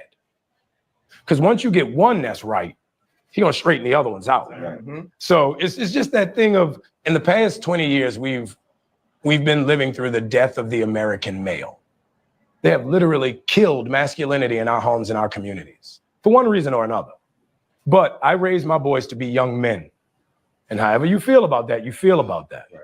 But my boys will always be respectful. They will always say, yes, sir, yes, ma'am. No, sir, no, ma'am. They will always say thank you. They will always open the door for a lady. They will always make sure that their mother is taken care and provided for. They will always be men. And that's always since they were 2 years old. Every time I left for a job, I tell my 15-year-old, you're the man of the house. You make sure these doors are locked every night. This alarm is on. You text me or you call me every night before you go to bed and you wake up. I love that. Because we're men. If I'm not there to protect, he got to be there to protect. Because you can have all the money in the world, climb through the window, that money means nothing. Right. You can have all the celebrity in the world, jump through the door, that celebrity means nothing. Yeah. So you got to have a little guard in there, you know? And so for me, it's always that idea of American masculinity is very different. Hold up. I don't know what that nigga be saying, but that shit hard. You like this song? I like that. Yeah, it's a vibe. When that joint come on, that joint's a vibe, bro. I don't know what that nigga said. One for real. That shit hard. Say it again. Our classic music hater likes it. Fuck y'all. Yeah, Johnny, how did you feel about that? Because that sounded like that could be, we say, a man, or let's say a man or husband, provide or protect is one of those big ones we've been hearing our entire lives. No, I get that. It sounds like something that he was like, he's intentionally raising his sons to be protectors. I'm with that. Like, as far as like men, because I think like, as a man, there's something. So you don't think that there's things, so you think there's certain things that men should learn differently than women, but you don't think to be a man, that don't make you be a husband. Okay. Or a wife. That's just as a man and a woman. So you do believe that there are still just things that you would teach your there's certain masculine values that I have. Yes. But there's going to be different. So you're going to raise your daughter different than your son. Right? That's one of them. We even said that on like the protecting aspect is one that we would. You need to raise your daughter to protect just in case she wants to be a man. But no, but I'll say this though. I do encourage all my nieces and stuff. Get your little concealed carry and you can get your concealed carry, but go somewhere, go to the range. Even my nieces, I want women to protect themselves. Like definitely. That's a weird thing to say. I'm not gonna protect a woman to protect herself. I'm teaching my daughter how to protect herself too. Okay, are you okay? Gotcha. No, you didn't give me. I'm just gonna let you have it. Because look, what he was talking about was protecting a family. Exactly. That's what I was talking about. They tried to sit there and take the joke and make it something. I don't really give that much of a Johnny just jumped on Q's point. He didn't even have a point to go, bro. Like I got away from the mic. He got away with it for a second. I don't care, bro. Like I don't know. Y'all niggas hard about it. He came at me. Like how would you teach a woman? He played the meme and it was like so Johnny. Nobody said protect herself. Like I'm not against that. Between like I was trying to give it was a joke, bro, from last week. I was trying to give it a joke from last week, man. Look, but then I'm gonna you push come back around and make my next one. I'm gonna push a little more with my next one. Go to my guy Jordan Peterson, then I'll tap out. See, he done went and got other people started now. Oh, what he say? They think we advocating for women not to protect themselves. It was a joke because they said that women can be men. Nigga, tell what y'all said. No, they didn't know what y'all said last week. They need to know what y'all said last week. What we say last week? That the men can be the women and the women can be the, ain't no difference. That ain't what was said at all. Y'all said gender and sex was different. That's what I remember. Y'all said they last are. Week. They are like they're different definitions. Yeah, hey, it's the same thing to me. Y'all trying to come on, y'all reaching, but y'all Michael Jordan at the end of Space Jam. Hey, ain't nobody reaching. What do you say? Stretch Armstrong. Hey, did anybody have one of those? I had a Stretch Armstrong for real. Like I got it for Christmas. I played with like a friend's. Oh, the actual, yeah. That's why I can't. That's why I say that shit. Go to Jordan Peterson real quick. All right. Oh, do we want a funny one? I don't think I got no funny one. I got some funny ones. Okay, that's good. If you aim low enough, one of the things. Why do you see that's another thing you keep saying? Aim low enough. Have a low enough bar. Why do you mean that? Well, let's say you've got a kid and you want the kid to improve. You don't set them a bar that's so high that it's impossible for them to attain it. This wasn't what I thought. You take a look at the kid and you think, okay, this kid's got this range of skill. Here's a challenge we can throw at him or her that exceeds their current level of skill, but gives them a reasonable probability of success. And so, like I'm saying it tongue in cheek to some degree, you know, it's like, but I'm doing it as an aid to humility. It's like, well, I don't know how to start improving my life. Someone might say that. And I would say, well, you're not aiming low enough. There's something you could do that you are regarding as trivial that you could do, that you would do, that would result in an actual improvement. But it's not a big enough improvement for you, so you won't lower yourself enough to take the opportunity. If you aim low enough, I think this is a great. one of the things Why do you see that? Oh yeah. So this was something that came to me, like, and I noticed this even in my parenting. So I noticed it about myself, right? And I definitely, it's like even if you do get the small feat, it's still not enough for you. Like until you get the large thing, that little thing is not enough. And even you not valuing the little things will make you not even attempt. So like I was like my daughter with her ABCs, right? And so like that's something that we getting on to. What I told her was I'll give you a big reward or a big surprise if you once you can what is it? Can write them and then identify them. So I know for sure you know what you know what I mean? When you writing them and identifying them, I'll give you a big surprise. And then what it was is my wife, she had a baby step reward system that I didn't think about. Right. And so like to me, it was like that's another reason why I appreciate it. Because like I'm thinking like the goal, get the goal. But then my wife having a different way of looking at it. It and honestly, I push back at it on that at first. Like you can't give her a reward for all of these small things because then you're gonna OD on the rewards and she's gonna think every time she does something she deserves, you know what I mean, to get some kind of reward for it. And so but then it was like, damn, when I seen this, I was like, okay, so shit, maybe I need to go and figure out a medium, you know what I mean? A way in which you can have the best of the both, or maybe we are going to sit and kind of figure out the way to do this that you get, you know what I mean? You could get both. Like I don't know exactly how to do it, but we're like working on that, and he kind of sparked that for me. Yeah, and I think like I think it's a little different if you come just to like raising kids, because like I think there's something, you know, the progression and the steps is something like with kids you're gonna always have to do. But a lot of times it's like even as a man, like you can get so overwhelmed and so lost in like where you want to go versus where you're at, and all you see is the goal, and like it's paralysis by analysis. Like a lot of time, like you get so overwhelmed with just trying to figure it out that you don't even take the first step, and like you can try to plan a 1,000-mile journey, but you're never gonna get there if you don't ever take the first step. And I think what he's talking about is like appreciating the importance of that first step and continuing and taking those little steps to get you on the path to where you want to go, and like how important it is just to start walking. And that's something that I have to do a lot, because like a lot of time if the goal is so far out, I'll just be like, well, fuck it, because it's hard, you know. It's just it's a lot. Instead of looking at, oh well, I could do this, I could do that, I can do this to get me on the path, I can do that. And that's like a way I've had to even train my brain to start thinking as far as just the incremental improvements. I even said something about 1% better, like just incremental improvements to get me where I want to go, as far as just looking big picture and just being overwhelmed and like how long the journey is. Yeah, and just the idea, he said, you aren't aiming low enough. You know what I mean? And then you listen to Cole, he said, if you're not aiming for the stars, then you're aiming too low. It's like, you know what I mean? But like that right there, I mean, they both can be true. Like both figuring out how both can, you know what I mean? That's kind of where I was like, that's the idea was dope. Shit, the stars for her could be something different than it is for you, though, and that's how you think. That's also true. And I was sitting there even just thinking about like the instant example came to me was like, if you wanted to be a writer, you didn't just start off from writing a book. Like you have to learn you got to learn the alphabet first, and then you had to learn how to write a paper, words, and then you had to learn how to put the different short metaphors stories together, similes, depending on what type. You had to figure out your writing style. Like it's so much stuff. It's so many steps. So yeah, it's pretty dope. What's next? That was it. That's on to. He tapped me. No, you're last. Oh yeah, that is right. You were last. Oh no, I don't get to dictate it. He didn't tell y'all order.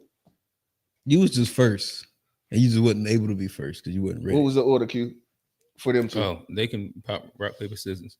He always trying to make niggas. Tone ready. That nigga he ain't got in the game in a while. Got it. No, they can't see Tone. Nah, fuck that. We want to see it. They can't see Tone. Johnny, if you win, just give it to him. We want to see it though. All right, come on, Tone. Fuck it. All right, let's go. Get your ass. God damn it. And you lost. Jan always throw rock, bro. I knew he was about to throw rock, bro. Like, you know what? I'll go last. Damn, that's 0-3 in a day. That's wild, dog. In one day. I couldn't see his eyes. That's the reason. All right, mine gonna go quit today, probably. Yeah. Mine gonna go quit today, probably. It's the gayest shit ever. Pretty boy swag. What nigga call himself that pretty? Carlos? That's the one line in the song that fucked me up and let me know the whole shit was gay. Get out the way. Pretty boy coming through. Me and my crew, we swagging. What nigga you know do this? Swagging through the room. That is gay as shit. And you saw that shit? Swagging through the room. That was a Doechii era too, for sure. That shit is gay. That nigga said, all the girls are on me. Damn.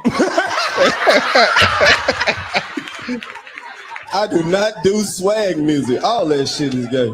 Niggas be hard as hell in the club to that shit. Come on, man. These bitches in here looking good. DJ, turn me up. Turn me to the max. I got lots of gualas. What the fuck is gualas? Gay dudes got their own money. I got lots of gualas. It's the gayest shit. Bro, I just thought that joke was funny. You know, that was funny. That was a time to be alive. It was. That was one of my favorite little eras. That's like 08-ish through like 2011. Let me see. I don't say this other one for when Johnny get here, so I just play another funny one. Next door said y'all had fried cat. I'm trying to get fried cat. Who say that? Next door. Who next door? The carry-out. I asked him, I said, I want a fried cat. He said, next door got it. The guy said? That's crazy. What a cat? Cat fried. Like, meow. The guy say that? I swear he said that. I really wouldn't have came over here if he didn't say that. If I'm lying, I'm frying like the cat I want. No, we have to call the police on him. Oh shit. A cat fry hard. Huh? Like meow. Kitty cat. Oh, not your next door. Next door said cat. Next door said y'all had fried cat. You really did say the next door. That's crazy. I thought he was lying too. Nah, bro. You wasn't lying. Dang, I wanted Johnny to be out. I'm gonna go here though. This might lead to a conversation. Look, I don't give a fuck what the landlord says. The bacon grease is going down the drain. I mean, yeah, it's not my house. Why should I care? Yo, are we still going to the bar at noon? Yeah, I'll put the Uber on my credit card. Is that cool? Yeah, it's like infinite money. That's how credit cards work, dumbass. Okay, then what about food? I got honey buns, burger meat, and queso. All right, perfect. I'm gonna grab my Vince Carter jersey and we out. Then we come back here, play Marvel Rivals or Black Ops, and drink a buzz ball for every game you lose.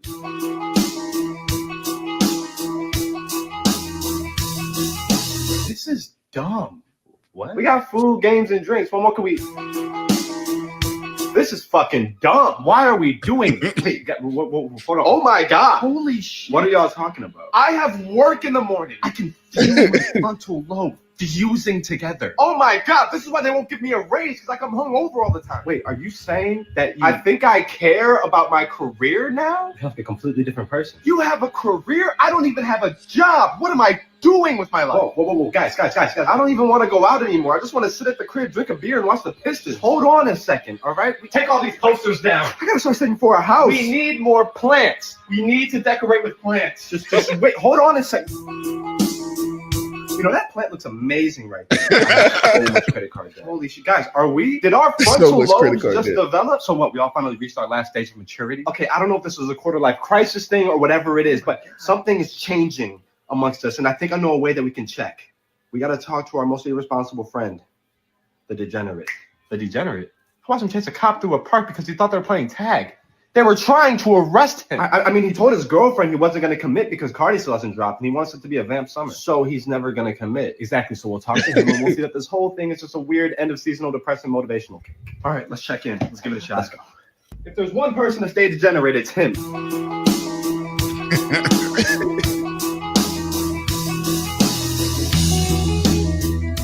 Are you all right?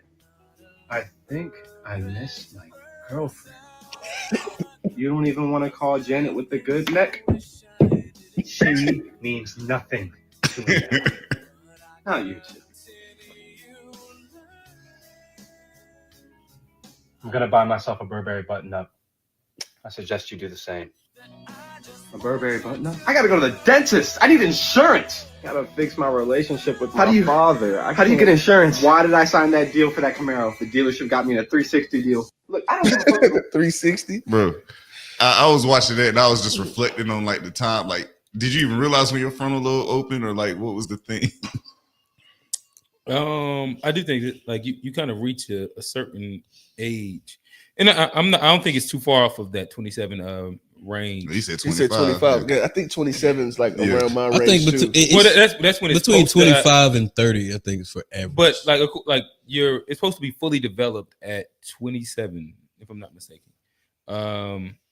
But yeah, I think that inside that range, generally speaking, you do start to look at your place in the world and what you have and what you don't have. And I think that, yeah, I can't disagree too far off of there. I think close enough to that range was around when I was like, oh, well, shit, let me actually try and be in some real relationships. And then again, like you start learning like, oh, damn, I got to learn how to be in relationships and how to be an actual good boyfriend or girlfriend. Well, I never was a girlfriend, but hey, you could be. You sure? You could be. You see, you was on that shit last week. We talked about some suspect-y shit for like an hour. Well, the issue was that I was coming off with Johnny's rails. Only that make it worse. That don't make it off they OnlyFans. They had a QTA over there. Hey, my OnlyFans for women only. Why is it called? I don't have a biologically. Why is it called Rails Johnny then? Because he hacked my shit. That's what you going with. Bum ass nigga. Oh, it does say between the ages of 25 to 30. That's the reason why I wanted to see what it was, is because, you know what I mean, I felt like I think everybody, like, there might be some people that get there a little earlier. There's some people that get there, but like that's I think why they gave it a range. In between there is when, like, it's not the same day for every person, but like there is a day. I feel like almost like when you wake up and you're like, I'm an actual fucking like adult. It just click. It's like I'm the adults now. You be like, oh shit. It's like, wait a minute. I can do whatever I want to do, but there are consequences with everything I do. Right. And it's like now I have to actually make, like, I've learned to be like independent, like, but now I have to actually make the good decisions, because like there are consequences that come with these decisions now. And as an adult, there's no like running from them. And so, like, even I got my relationship with my father and all of that stuff. You start like caring less about like the sex and shit, and there'd be certain things where your priorities change. And I don't know if there's a specific day, or maybe it's a week, or month, or couple months, but there is a point where you'd be like, damn, it do be a specific moment where you really realize it. It might happen beforehand, but then you really realize it in the moment. But it take a while, because sometimes a lot of people, they'll have that moment and they'll be like, oh shit, and then try to ignore it. Yeah. And then it might come back, and then they come back again. You'd be like, oh shit, I can't ignore it. I'm grown. I can't ignore that shit no more. Because I remember the first time I felt it, I tried to like blow that shit off. I rolled one up and was like, that shit. Said the tree was gonna do it for you. It did. Fuck that shit. Made it worse. You start really thinking about it even tougher. Then like, fuck.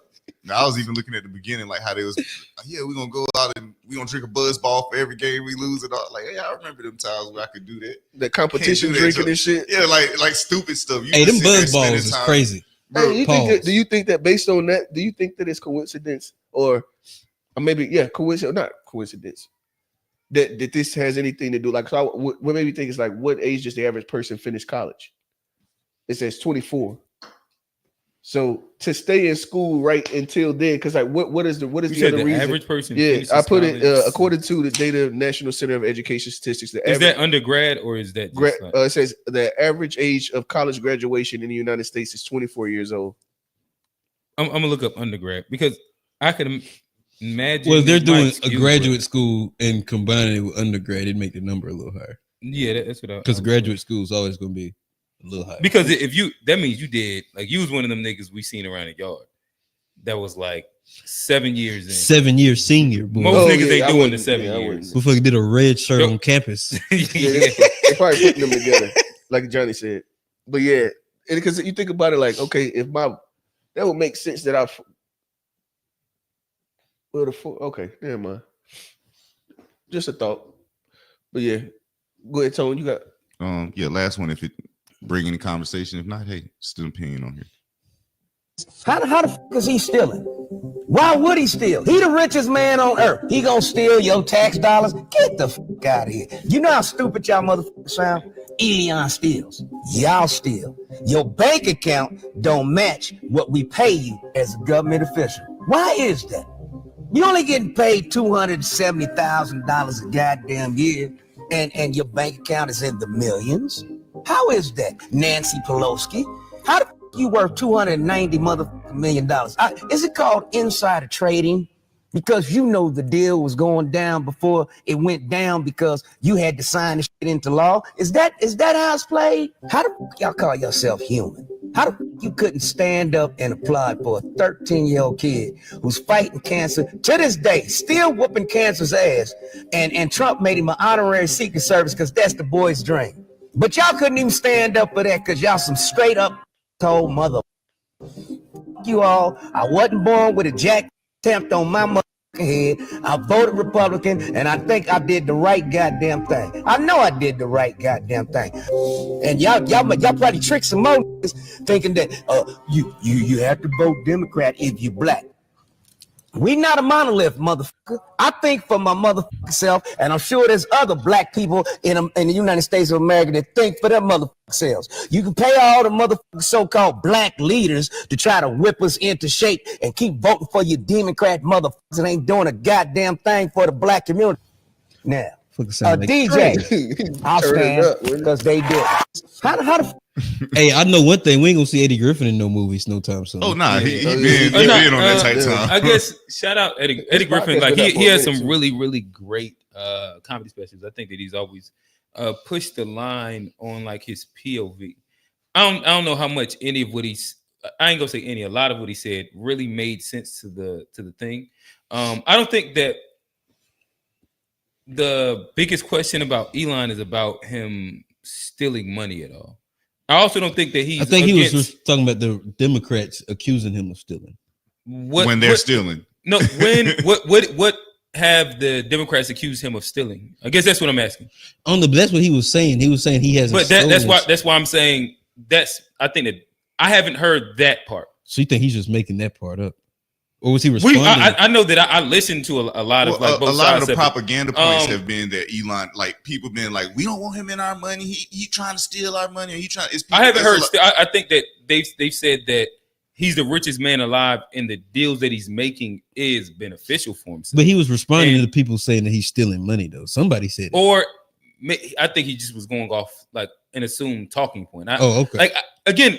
You listen to like both. Have you heard the? I haven't heard about accusation of stealing. That so this is why I'm saying I don't think that his point was like I don't know. Like I also don't think that I have not heard Elon be against insider trading at all, or anything that is against the rich. So again, like I don't see where that kind of lines up. There are a bunch of things that I have seen Elon be for that directly hurt working class and poor people. If we talk about his push of I found it though. I found it. Found what? Them saying it being said. What is it says who was saying it? Musk is leading the hold on, let me see. This is on this is it says Democrats in Congress to make Elon Musk focus on counterattacks. So this is actually quoting someone.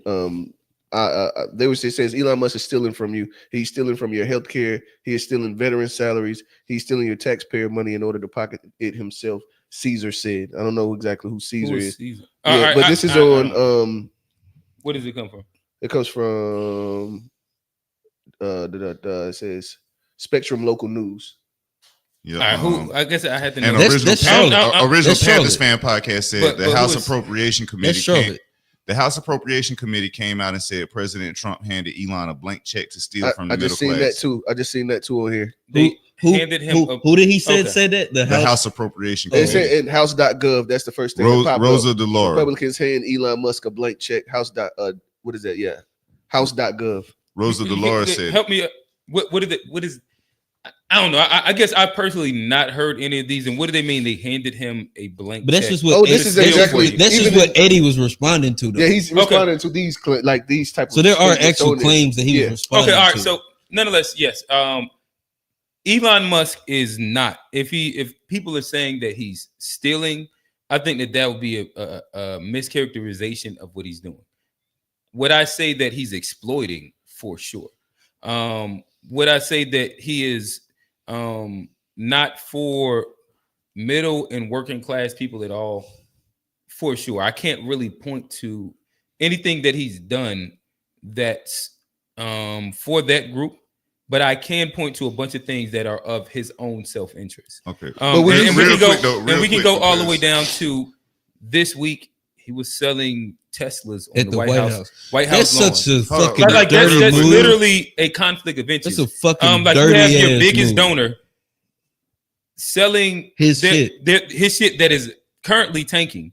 But then again, he's said to have matched his donation, and now you have President Trump first promoting on his platform that, hey, I'm thinking about buying a Tesla. Next, you literally do the car lot on the White House. To me, I don't see how that doesn't like speak to. I think we're hey, so hold up, Tom. But yeah, I'm not gonna get to the mean either. But I just want to say this about Elon and that shit, because this shit is so wild. Because if you think about who was buying Teslas, his core demographic base was the climate change, the liberals, right? Yeah, and then now you got Trump, literally, and Trump's like, he used to be a good salesperson. He's not that good anymore, because now you're trying to sell the people that back Trump are the oil, the gas companies, and all these people who are against electric vehicles, and you're trying to sell electric vehicles to the right. Yeah, to the people that are fucking totally against it. It's like he's the F-150 bulls. But it's like how do Diesel? Fuck the F-150. They want that shit with some stacks on it. Like, goddamn. Really, but like, how do they not smoke out that bitch? But like, how do they not understand that conflict of interest? And like, well, but that's where right now the Republican Party in a lot of MAGAs inside like apparel, because of Elon Musk, his wealth doubled once Trump got elected. Because of all these people thought that everything was going to be good for their like for that class of people. Since and with Department of Doechii, you know who's been getting impacted a lot? Teachers, the U.S. No, the MAGA. Well, like MAGA's mostly like rural and working class white people. Yeah. Like a lot of the people that's losing their jobs within the government aid. Was like that Nebraska? When they talking about the farmland, was it Nebraska? They talking about the farmland. They got all of those illegals out of there. And then they got all the illegals out of there. And that was like fucking 97% of their fucking workforce. Yeah. Did you see about USPS? They just had to sign a contract. Like Elon's making these people sign contracts. USPS just signed a contract. And that's what I'm saying. Like, they better lay off 10,000. And what I would say, like going to the meme, if you're saying that he's stealing, I think that that's a misrepresentation. Like if you're trying to use it in a sense of like he's doing this shit and he's benefiting like through his stocks and endeavors and like investment with Trump, like that's a different thing than saying stealing, because you could just say what he's actually doing. And again, I can't really think of another time we haven't been skeptical of literally the richest man in the world pulling the levers as a foreigner of a country that he doesn't have like true investment in. Yeah, I got a question for you. Is he a citizen of this country? What's the name of the satellite thing? Starlink. Okay, I just didn't want to say the wrong thing. What was that? Was it Ukraine that tapped him and asked that he could turn it on for them? And he did. Well, I think they asked him. Let me ask you this: they asked him not to turn it off.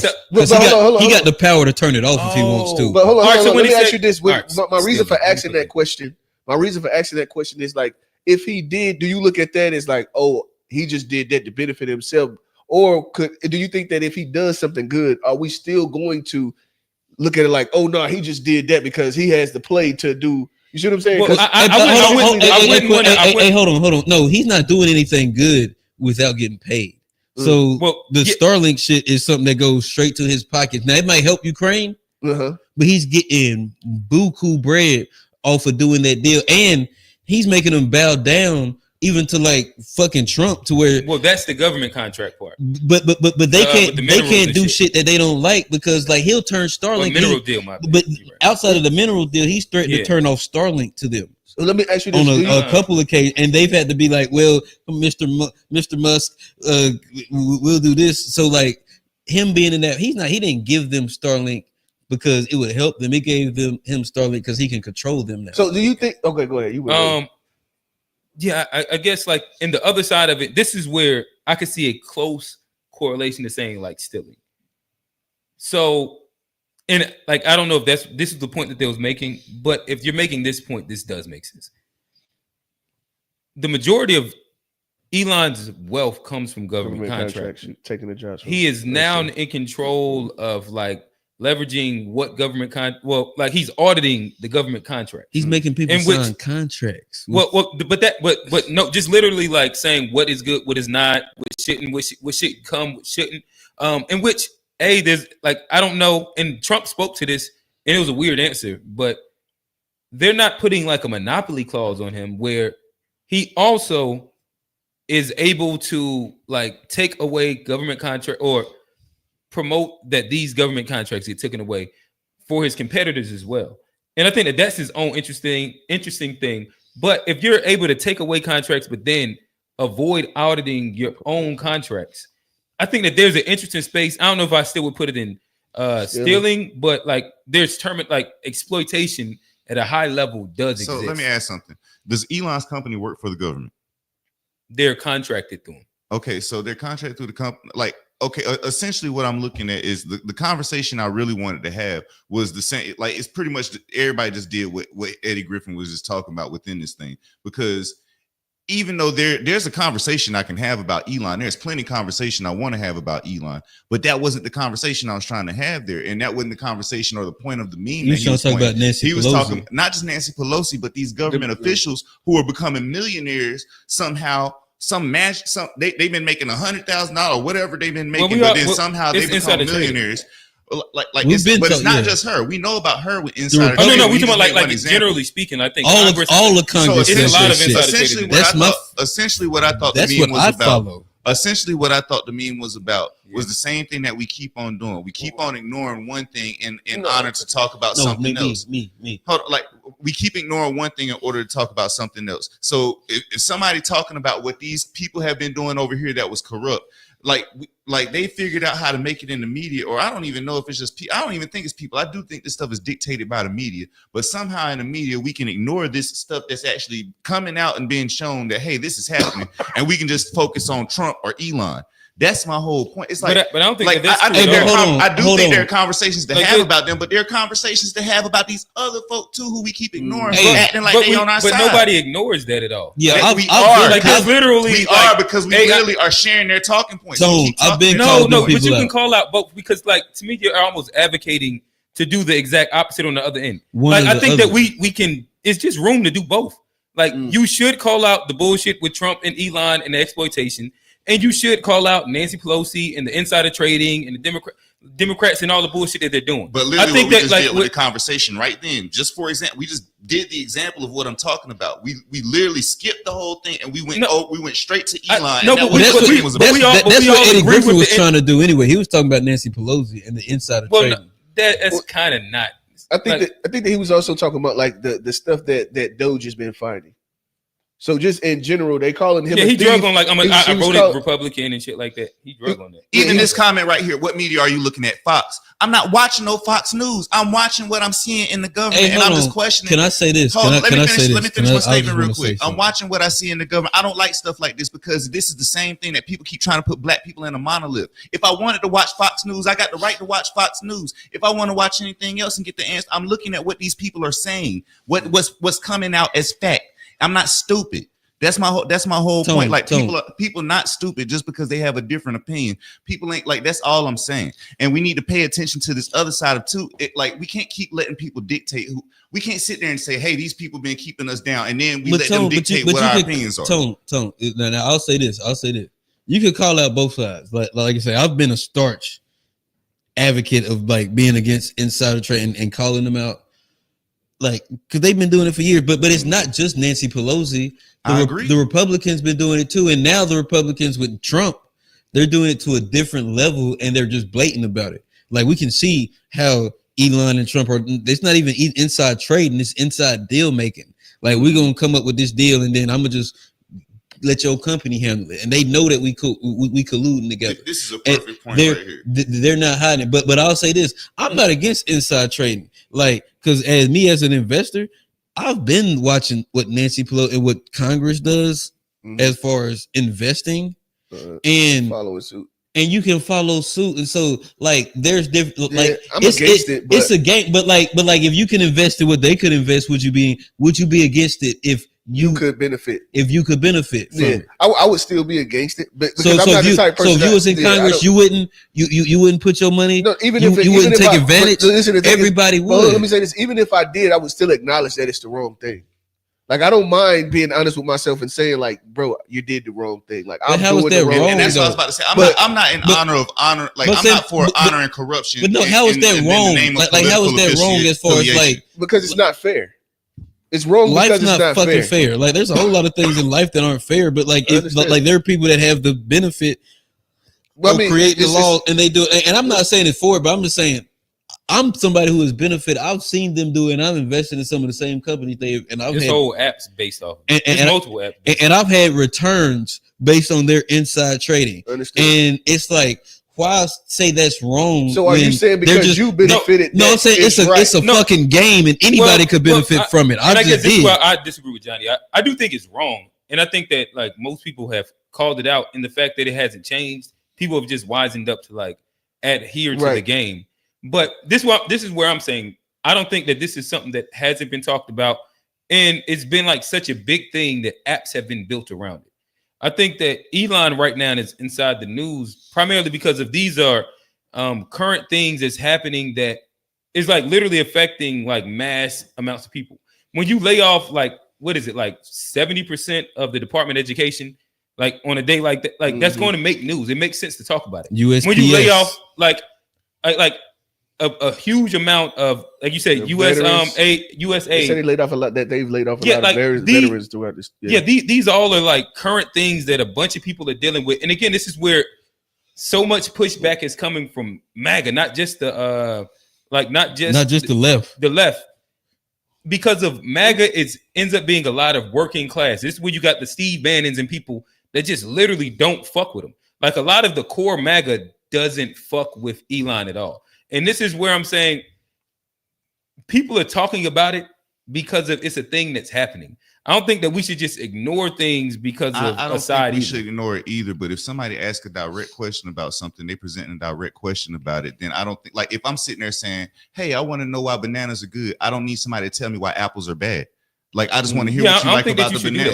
Like, and exactly. It's not that I disagree with anything y'all saying about Elon. I think there's a question to have. I think there's conversations to have about him too. But they're like, if I'm asking a direct question about, hey, they're saying they're finding this stuff going on in the government, and that the Democrats have been getting a lot of feedback from, or getting a lot of pushbacks and paybacks and amounts of money from this, and this has been happening. I want to talk about that too. I've talked plenty about Elon. I ain't talked to nobody about this shit. I've called up. We talked about. Like, we have not been talking about the corruption that they actually. But we haven't been talking about. We haven't been talking about politics. To be fair, we kind of ain't been talking about politics like that. And so, at the end of it, so I think enough critique for Democrats. Y'all we definitely. I think usually we didn't be called a MAGA podcast before. Yeah, multiple times. That's when we was doing politics. Like we just kind of ain't been on the political side of things here recently. Don't fuck with the left. I'm not saying I don't care about either side. I don't care about either side. And that's why like my stance is like let's just talk shit about both of them. And that's why like if you look at unpack, I try to do both of them. I'm cool with talking about both of them, but if I'm presenting the question about one, I want to talk about the question that I'm presenting. That's all I'm saying. To be honest though, Tone, like this was hard only because he went around the world. He talked about Elon, then he talked about Nancy. He started with Elon. Then he talked about Elon and Doge again. He based you didn't frame it to where like if you want to talk about insider trading, I think it sucks. I think that it's rich people having a hand up on the working class, and like we get the news secondhand, and it's an easy way for them to continue to build their wealth off of like secret handshake deals. I'm not even trying to just get stuck on the insider trading. They're not just making this money through the stock market. Some of this is direct corruption, and that's all I'm saying. What was he calling those companies that he was finding? Those companies. Talking about the shell companies? Is that what you're talking about? No, it wasn't shell companies. But the idea is that they are shell companies that they were like pretty much fucking running money through for like to gain these LLCs and nonprofits and shit. Pretty much just them And honestly, it sounds like the shit that Steve was talking about. Those people that are benefiting from, you know what I mean, the side that they're like, while we're not benefiting, the people who benefit from the Ukraine deal. But here's also the thing, though, is that in those conversations, I don't look at those as specific to a side, though. Yeah, because like that's more of like an oligarchy thing, and like that's the corporatocracy, all that shit. Yeah, like Nancy Pelosi is like the most famous person. There's a bunch of people on the right that is benefiting hand in fist as well. And if we want to specifically talk about Nancy Pelosi, I think that's cool. And like, but my thing would be, let's make sure that we broaden it to it's mad corruption and why is corporate running our government? Okay. Why is the rich running our government? And like how corporatocracy running our government? A corporatocracy or oligarchy. Okay. I think that these are the things that are fucked. I think that you just seen people on the left and the right behind Trump that was rich as fuck. But the commonality was the idea that they was rich as fuck. And that's what I would point out. But no, I think here's another thing. Like people are mad because like Elon is supposed to be like. But this is Johnny question anyway. The Doge is supposed to get rid of government corruption, but we're seeing corruption within Doge, and that's what scares people. It's like this is the guy that's been chosen to get rid of all the corruption, but he's corrupt also, and so he's just getting rid of the people that he doesn't like. Well, I mean, and the people that don't benefit him, and that's the true like crux of the situation, and where like people, even the MAGA people, they're like, damn. Hold on, is that corruption? Elon is corrupt. He's selling Teslas on the fucking White House. Well, that's a conflict of interest. But it can be a conflict of interest. But is that corruption though? Yes, because stealing money, I can see that's corruption. But if you are like, for example, there's mad general corruption in the government. But if you're only focusing on things that doesn't benefit the rich, that's when people would start levying like corruption. So like if he was smart, if you go for what was the first thing that he went for, like the Medicaid shit? It wasn't the Medicaid shit, the USAID. Just make the next one the Pentagon. Bro, now you like, but like the group that lost the most money over the most amount of years. But that's the issue. He's scared to go after the Pentagon. But he is fucking scared, and that's why people he's fucking scared. But like you can't be a bitch. You can't be a bitch if you Elon though. If you gonna take our money, and that's the corruption part. You gotta go. You gotta take your South African ass into the White House and take their money too. So my question is, who should be the person actually addressing the government? We're acknowledging that there's government corruption. Then if it's not, who should be the person that's addressing this? I'm not saying it should be Elon. I don't think it definitely should be Elon. I think that it should be an outside person. That Sexy Red. All right, joke. But I think that it should be an outside person that doesn't have any vested interest. And so, like, to me, the biggest thing is that like he has a bunch of vested interests that accumulates to billions of dollars. So it's kind of hard to see him be unbiased. Like I don't know who that person would be, and it's kind of hard to actually, like it would have to be somebody with money, because how they gonna protect themselves from the people who got the money to get to them? That's what I'm saying. It's like, but like have money, like that's such a broad the reason I'm spectrum. saying they would have to have money is because they would have to have protection for themselves that would be good enough to protect themselves from the government or the companies that could come kill them. If companies have money, they can. I think that you can die if you're richest man in the world. I agree with that too, but you can definitely protect yourself a lot better. But I think have enough money to where you're good. I understand that you don't want like the poorest man making the decision, because you're like you can be swayed by a couple dollars. But I also don't think that having the richest man in the world that has no loyalty to your country and is also meddling inside 5 other different countries inside like the way of almost inciting internal beef. To me, again, he sounds like a globalist. Like I don't see how like anybody that's against globalism, like he just seems like he's running. Did you watch that video I sent you the other week? Hey, hold on. Watch any of that? I sent it in the chat. I don't know. Yeah, it's a video I sent. I do believe that, and that's a whole nother conversation that I do want to have later. But I think this is a great point, because where we at? Yeah.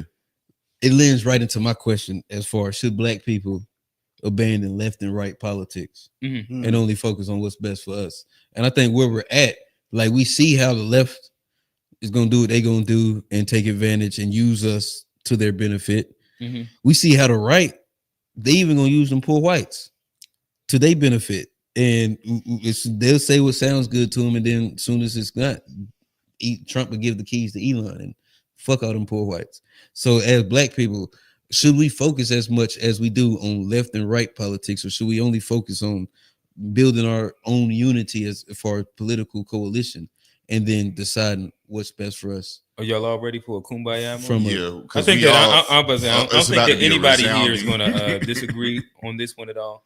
I think that my push would be for independence. No, fuck that. We should stay Democrat, bro. And exactly why do you feel that? Because we need to be on the plantation. No. Yeah, because then if we just stay, I mean, we don't expect anything from them, so they don't. I don't know. I was gonna try to figure out some kind of dumbass. But no, but I think the Eddie Griffin meme, like it exposes exactly why we should.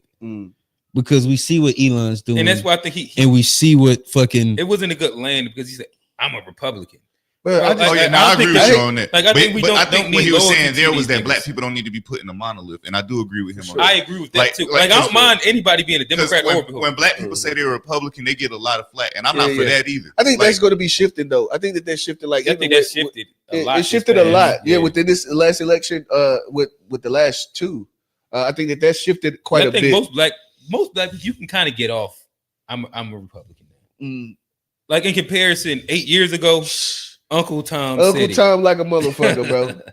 Nigga got the stripes on his We back. understand it now. We'd be like, damn, for Lethal real. shooter? For real. You say what? Lethal shooter?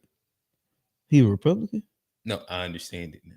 Oh, I actually think that's the first step to some. I actually think that's the first step to clarity, though. Like, I didn't catch that. I did not catch that. When we can accept black people not being a monolith, like when black people who say they're Republicans, we can stop because there's still heavy criticism of people who or black people who say they're Republicans. There's still heavy criticism coming from the opposite side. But when we can actually start having the conversations without having the feelings about like regarding the political parties, because that's essentially all it is. It's like we out here arguing Crip and blood. Hey, like, we tend to, and I think people in and they general, both killing niggas in the community. I think that they bank on us emotionally tying ourselves to a side. Yeah, that's the whole thing. You know what I mean? The whole game is if we make them pick a side, then we got a game. Yeah, and I and to add to this, I think that for a long time we put the we as black people. I think this election showed that the we is poor people. The same thing. King died. I thought you was gonna say FBA. With the we. Yeah, I mean, I think that there's a collection of people of FBA that need to have a focus. But I also think that there is a we that is bigger than us that we also should consider in conversation as well. Kumbaya. Hey, yeah, I knew what that question was going to be. Y'all want to do a call in? Short and sweet. I wanted to get my shit off. Yeah, I know you want to get this question off. Oh, okay, go ahead. Too. Yeah, I got it. So, how much time we got? We got 20 minutes. Okay, all right. We could just use this as the like a quick hip hop round table of popular events that came up. I got like maybe 1 or 2. Go ahead and throw in the link in the chat though for the stream as we get into that. But before you do that, because I know you can't do too many things. Go to my messages. I think they should land in the messages. This was scroll up. We can start with. I had a great meme for this week, y'all. With Doechii. Oh, so we is her name Doechii or Doechii? Doechii, my bad. Doechii. I wouldn't know. That was nigga talking about a real good face. Nigga think about Girl Scout cookies. Hey, they say you better stop fucking with them Girl Scout. Hell yeah. So if you could pull it up, Tone. I just ate a box the other day. I don't think that it's I'm too much suing too. You suing too? Oh, he had about 5 fucking boxes of them peanut butter joints at one time. Like, bro, do we need to play for the video? himself. Okay. Okay. What? Yes. If you want to or not, but Doechii says being a straight man is the biggest red flag when dating. Play the video. Yeah. My biggest dating red flag. Is it being on the DL? You're on the right track. That's a big one too. Should be. I have my answer. Is it close enough? You want to guess one more time? What would be a red flag for me? Bad music taste? Oh, that is a good one. Because that's one for me. That is a good one. Like, That's what not do you what mean I you put. don't listen to Michael Jackson? But okay. This is a huge red flag for me. All right. It's so crazy. I was gonna say men. Right. So I mean, strike I could have one. guessed You're that too. in. This is again the interesting thing. Don't be a hater, bro. Doechii Fuck is her, bro. She said, "Fuck me." Doechii is dating. Like I think she's currently dating. People like red flags, but like she's made songs about like I think her preference is like a bi man. And no, that's not true because she got mad at nobody because he was dating a. No, that's not what it was. Nah, It was she the said fact she that don't he like just- straight men. She like it was the fact that he was cheating on her, not the fact that he was bi. I think that's like a preference. But this is my question. Like I seen over the week, it was like mad straight men that was upset at her dating red flag. And for me, I was personally trying to understand why one would be upset. Because, like, to me, a dating red flag for me is a stud. Like, we don't have, like, any similar sexual preferences. Like, we don't have aligned things. Like, you're a stud, that's a red flag. For somebody that's gay and wants bi people, why would I care about their actual dating preferences if somebody's asking them? One more time. I'll toss it out to y'all. Well, I would never say a stud. I would never say a stud is a red flag, though. Oh, stud is not a red flag for you? It's not even. It's no flag. Like it ain't. It's not negotiable. Yeah, it's not even. Yeah, no conversation. Dating. That sounds like a. Hey, but hold on. Dating. I would never date a stud, so it's not a red flag. You wouldn't pop a bad stud? No. I'm lying. Not a bad one. I'm lying. Niggas just over here making up new rules of how we use red A bad flags. one. Like when niggas be like, a woman with eyelashes and a wig is a red flag. That means I'm not going to date a woman that exhibits these things. No, I think if you dress masculine, I'm not dating you. That's a red flag. I think that is to me. No, but this is the reason. Sense. I mean, I would never consider a stud a red flag just because it's not like. I think Like, red flags. red flags are reserved for people that are potential options. Like she's a woman, so if she's dressed like a man, I guarantee you that's the floor. She's a woman. No, I see what you're saying because like you're not gay, so or are you?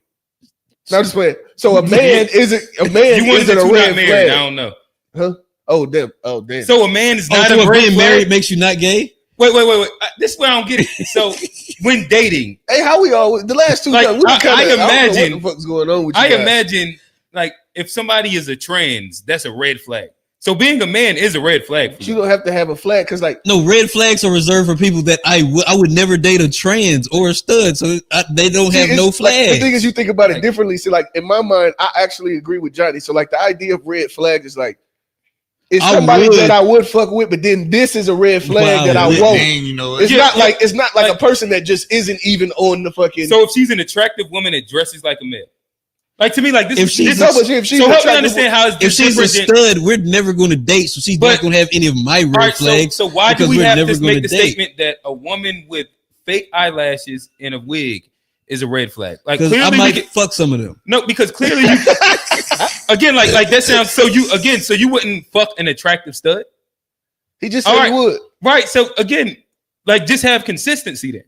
Because of this is the reason why they hot. This is the reason why they hot. It's because the same thing that good point. Captain America was talking about earlier. It seems as that America has a big gripe and a big fight against masculinity.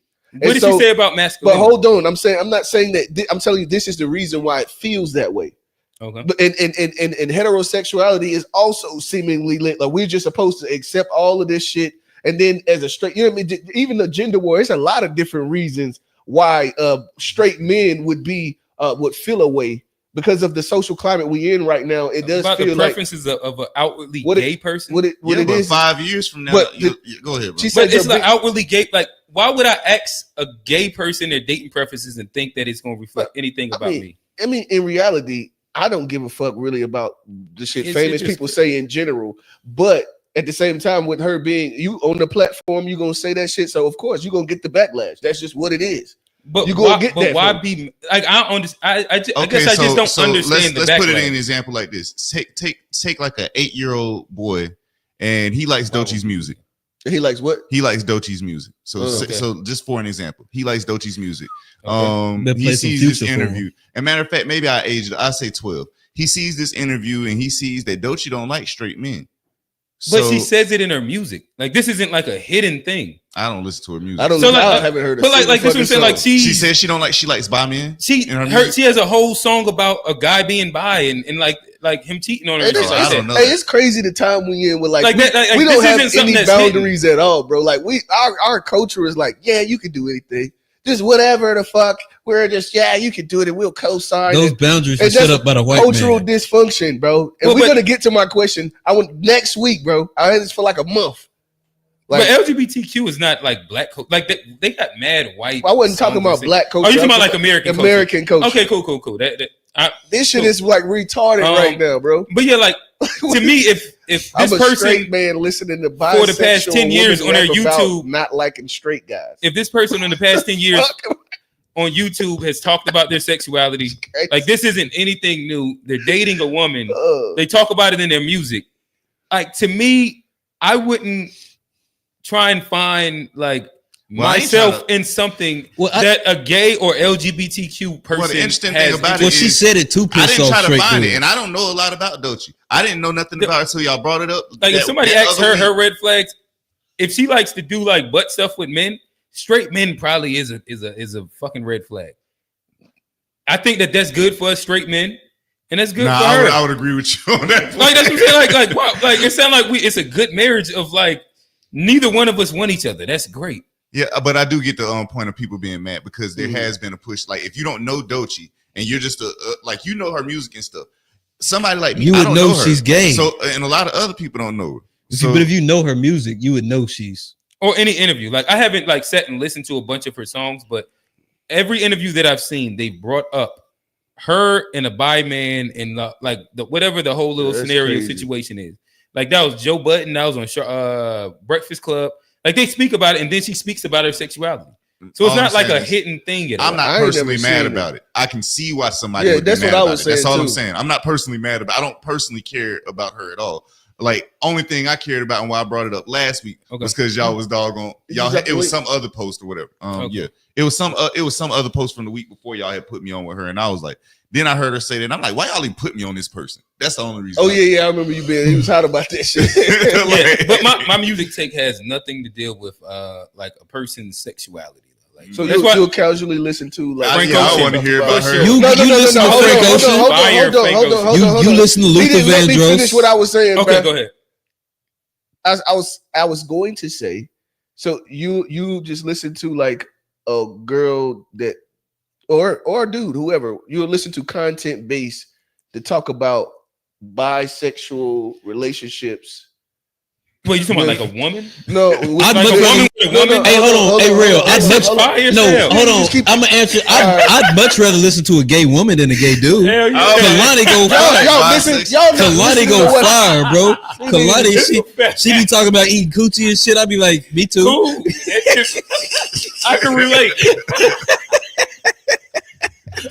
I'm with you, bro. I get what you're saying. Nigga, just make your question about whatever the fuck they wanted to be about and just go. I don't even care anymore. I'm not gonna call it. Who we got? So I wasn't done. I still got a couple more minutes on my whatchamacallit. But yeah, like so for example, with Frank Ocean, am I listening to the Forrest Gump song? No, I don't listen to that song. What he say in that song, you don't like? I know it's something dealing with the male. I don't even know that song. Like I don't really listen to it. But he'll listen to the whole. He don't know. I honestly don't know. I don't listen to Frank Ocean. Cool. But I do listen, and I will listen to Frank Ocean. He has mad songs that has nothing dealing with sex at all, and like whether it's like just natural relationships that are ungendered, or like this is like good songs that he have that I enjoy that doesn't have like a male.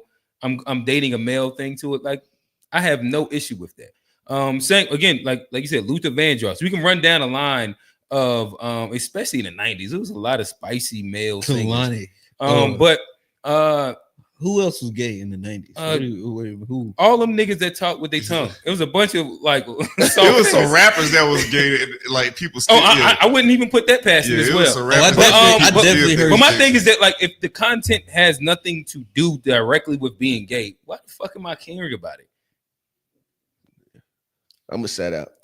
All right, so Tevin Campbell was gay. I forgot about that. Yeah, it's all the niggas that be talking. I know you know son. Can we talk? Probably so. Can we talk? Yeah. Oh yeah. Yeah, that's a gay song. Got him. I was joking when I said that, but y'all got it. Jokingly serious? Nah. Like everybody that did it, bro. You'd have been. At the end of the day, bro, you said with the bang. I already know this. I was making a joke. Come on now, y'all. Me too, nigga. Me too. I'm making a joke. You say me too. What you mean by that? What about that song? Was that song gay that he sang at Goof Troop? Goof Troop. Remember he had a song in the Goofy movie. Matter of fact, who? Oh, wow. Tevin Campbell. Tevin. Yeah. What was he? Was he the actual Goofy dude? No, the singer that came on stage. Remember? Yeah. Listen to me. That's Tevin Campbell. That was kind of gay. That was kind of gay. Let me see if we can hit two quick roundups. I guess right now, another one of the bigger hip hop stories that's happening is I'll call it clip farming, but I think that would you say that currently Kanye is clip farming for attention? I guess I think he has a album rollout that's coming, and he's tried the whole "I'ma sell the Nazi shirts, I'ma sell the P Diddy hitting the woman shirts." I'm gonna say that my new sound is anti-Semitic. It got that anti-Semitic sound. None of them is quite like went yet. Mm-hmm. So now, Tone, if you can go to the messages right there, you can click that one. He's found his way in like to the Kendrick train. So today he just said that I don't like Kendrick Lamar's music. He raps very good, but I don't need to hear him on a Cardi album.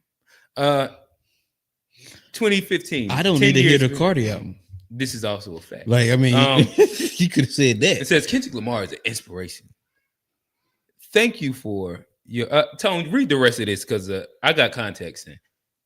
It said Kendrick is an inspiration. Why Thank you for the vibrations in the spirit. Your meaning, message, and execution are gifts to the world. Yeah. And then what is that one down there? He said, "I don't." 2025. I don't like Kendrick Lamar's music. He raps very good, but I didn't need to hear him on a Cardi album. Yeah, and I think like right now it's like such an interesting space in which, to me, it looks like he's clip farming.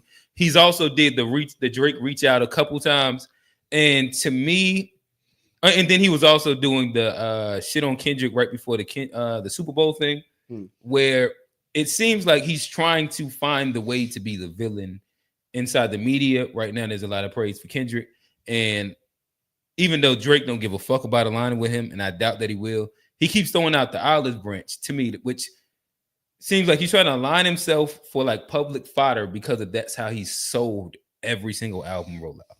And not every, but recently. It was my bad. You're right. The past 10 years, his album rollouts usually come with like rants and Pierce Morgan appearances and well, people forget he put the Confederate flag on merch at one point back in the day. So I mean, this isn't a put the White Lives Matter shirt like the swastika or whatever the shit is. It's not new. It's just a pattern of what he has done. Yeah, and he tries to. And what I've noticed is like as he's matured as an artist or as a public figure, celebrity. Bitch titties didn't work. He tends to piss off the people that are his main consumer, and so like back. But it's because it gets them riled at this point. You say what? It gets them riled up and talking. It gets them riled up. It makes sense when you. But there's a certain amount of the people that are gonna be pissed off at him. They ain't gonna fuck with him. But then it's the renegades that are gonna be like, well, wait a minute.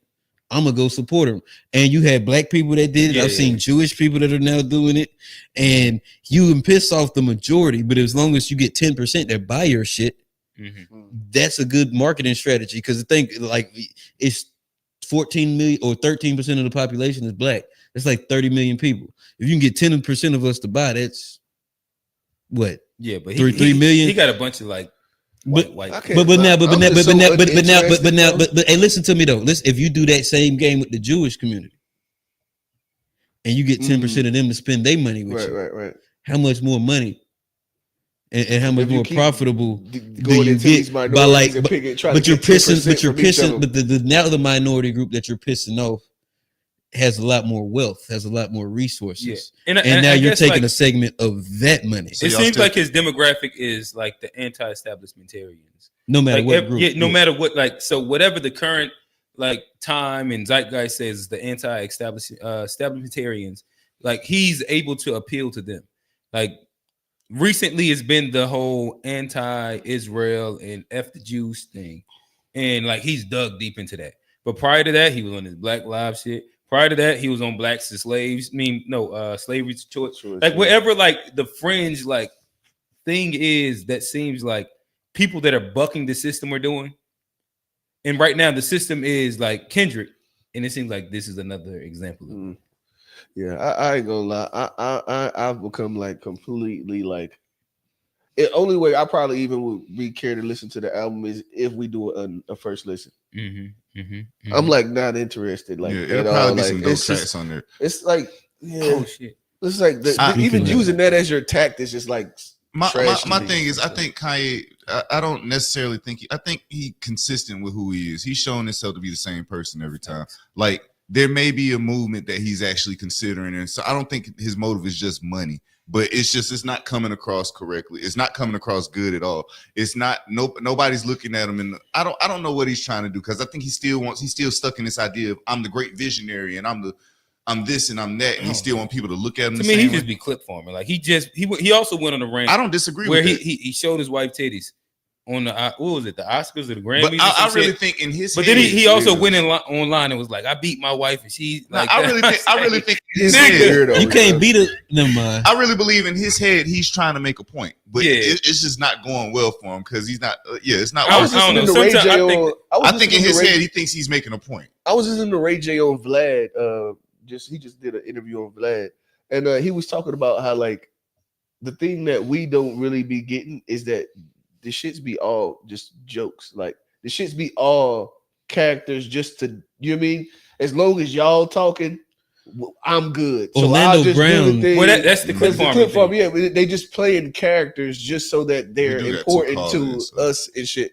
Oh yeah, to us make pain. We got Uncan, we got Mr. T Money. Let's here. get to it. All right, shout out to the people Shout out backstage. to the chat. We got two again. We'll drop the link again if you want to call in and let us know what we got right, what we got wrong. Well, we got 5 minutes. What up, yeah, so 2 minutes on the clock. You already know. This is a veteran to the show. All shows, whether it's Unpacked, whether it's what's good, whether it is the To Be Fair show. The floor is yours.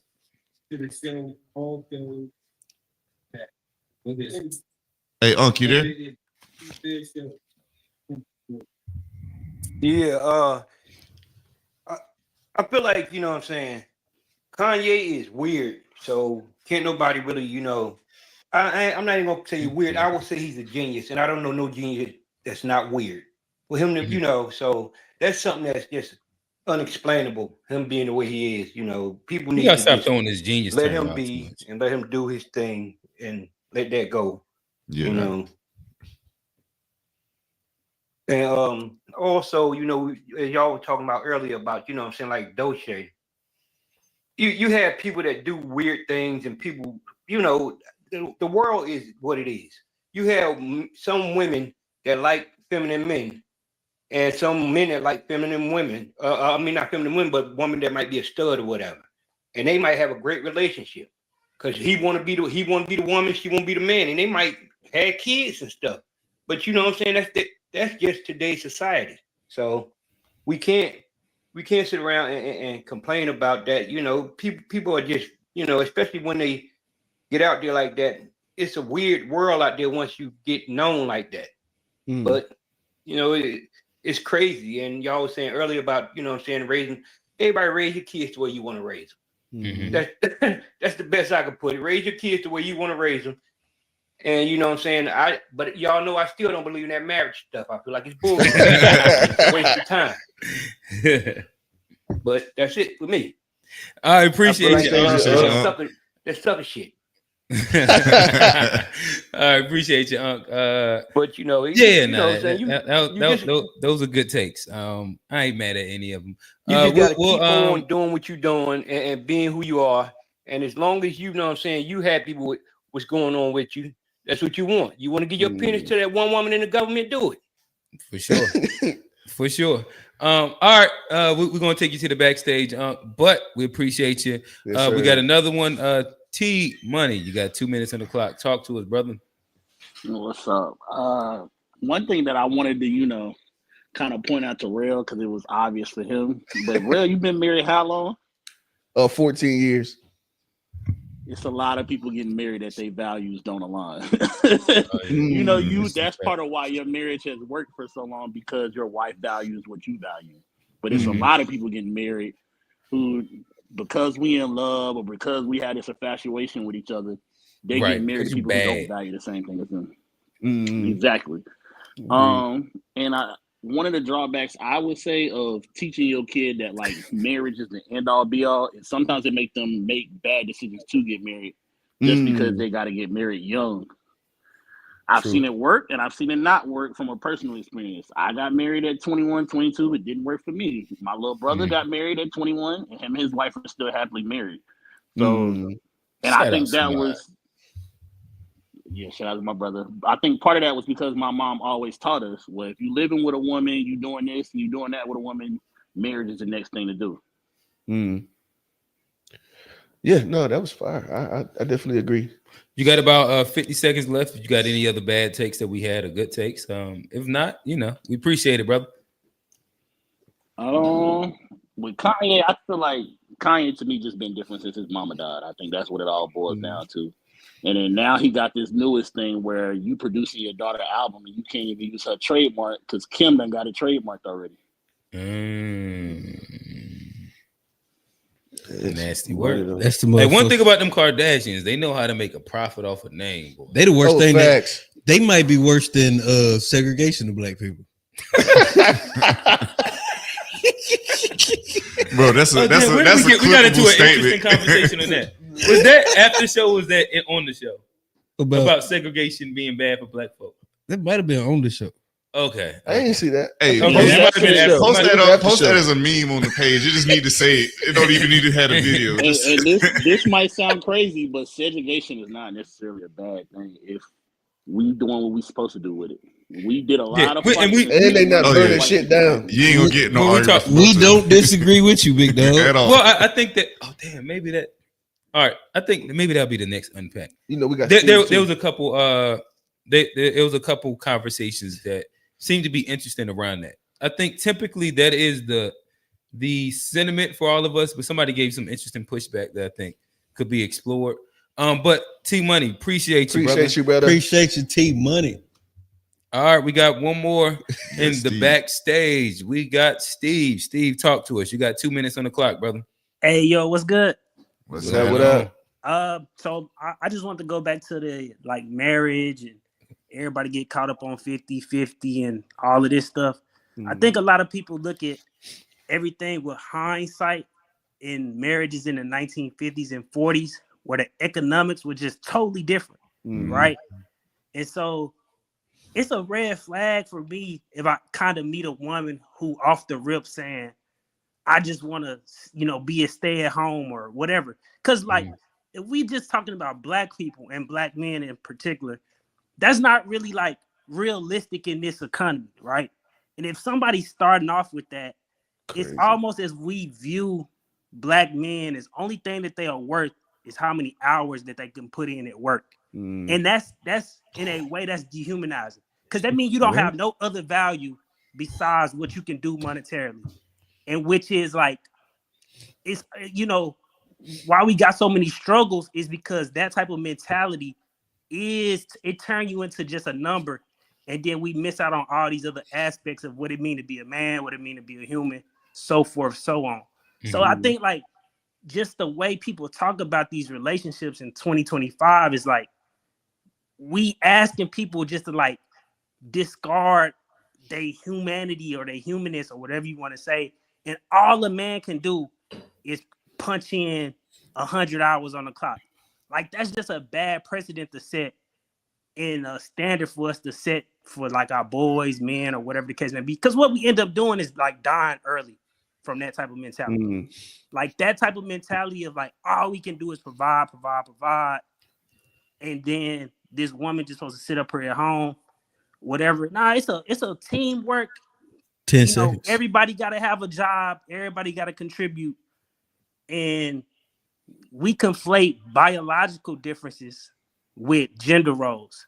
Like there's nothing biologically wired about me or a man that say they can't wash dishes. It's something biologically wired about me to say I'm stronger than my wife. So that means I probably should do stuff that requires strength. Yeah, that's a biological difference. Gender roles is just a construct that changed like over time, just based off what period of time that you're in. You know, at one point, gardening was seen as manly. Like wearing pink was seen as manly at one point. Like go good with this chocolate skin. You know, it just those things change over time, and you kind of get to say in what roles you want to play. We shouldn't get so stuck in these boxes. Yeah, we might end up fucking around. Appreciate you, Steve. Yeah, definitely appreciate it, Steve. Yeah, I think we might could have some fun. We might do the relationship joke after all. All right, man, y'all be easy. All right. Steve. And I think Salute. like he hit on one of the conversations. I don't know whether it be here or like wherever we have it at, but I heard somebody make a statement about this that I thought actually rang so true. And they made the statement that currently we devalue the average black man in the dating conversation.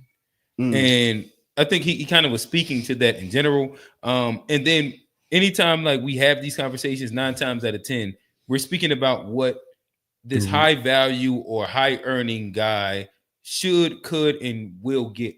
And it's not like a hyper focus on like what the majority of black men are going through and what make them better partners, make them better mates, make their marriages last way longer. Help people be better partners to us. Help people love and treat us better. Just to be sure that you weren't insinuating that that's the kind of conversation that we were having earlier. You were just going off of what he was saying. Well, this had nothing to do with anything. Right? This wasn't about us. Okay, he was also talking about. He was talking about from the conversation earlier, right? But yeah, he took it somewhere else. Okay, that's why I wanted to make sure. That was the only thing I was asking. Yeah, but he took it somewhere else. Q, you was somewhere else. Well, yeah, the point that he made was dealing with the idea that current day, we set up these conversations based off of income of the 1950s, and like the current dating market and our socioeconomic status as black people in general, and what the market dictates is not really like indicative. Pause. And for him, it's a red flag. We tying it all back together. Hey, like if a woman's talking about that shit. So hey Q, I want to make sure that, and I don't know if I can eloquently address LTO when we said when they were talking about the separation or the segregation. But there was you were saying that was a joke. Oh, but I want to make sure. No, it was all right. Like we can't say some things are a joke and then be serious about it sometimes. What is she asking? She said my child is mixed, so I can't fathom. Well, she said what first when it first was said. She said what, and then she said my. I know that was something that stuck out for. Yeah, and the thing is, we're not. If you want to take it, it's up to you. Well, I'll just say this real quick. As you see, like we show love and like all, you know what I mean. We're not like some kind of like let's say. Well, as a matter of fact, all right. So to the point of what we're saying, I imagine you're asking why would some black people say that we would have been better before segregation or without segregation, after or before and this is where it ends up being like an interesting conversation. We'll find a way to unpack it at some point. Where generally speaking, prior to segregation, there was a higher level of black entrepreneurship, ownership, and the family when it comes down to 2-parent households. Black community, in black community also, like the rate of prosperity, education, all these things in itself existed and were quote unquote better prior to segregation. No, you keep saying segregation. You mean in the integration? Integration. Well, integration is a better way to say it. Yeah, my bad. Prior to integration, and like that's typically when you hear Black people say, maybe we were better during segregation or with segregation. I do think that something that was kind of like a pushback to it is the fact that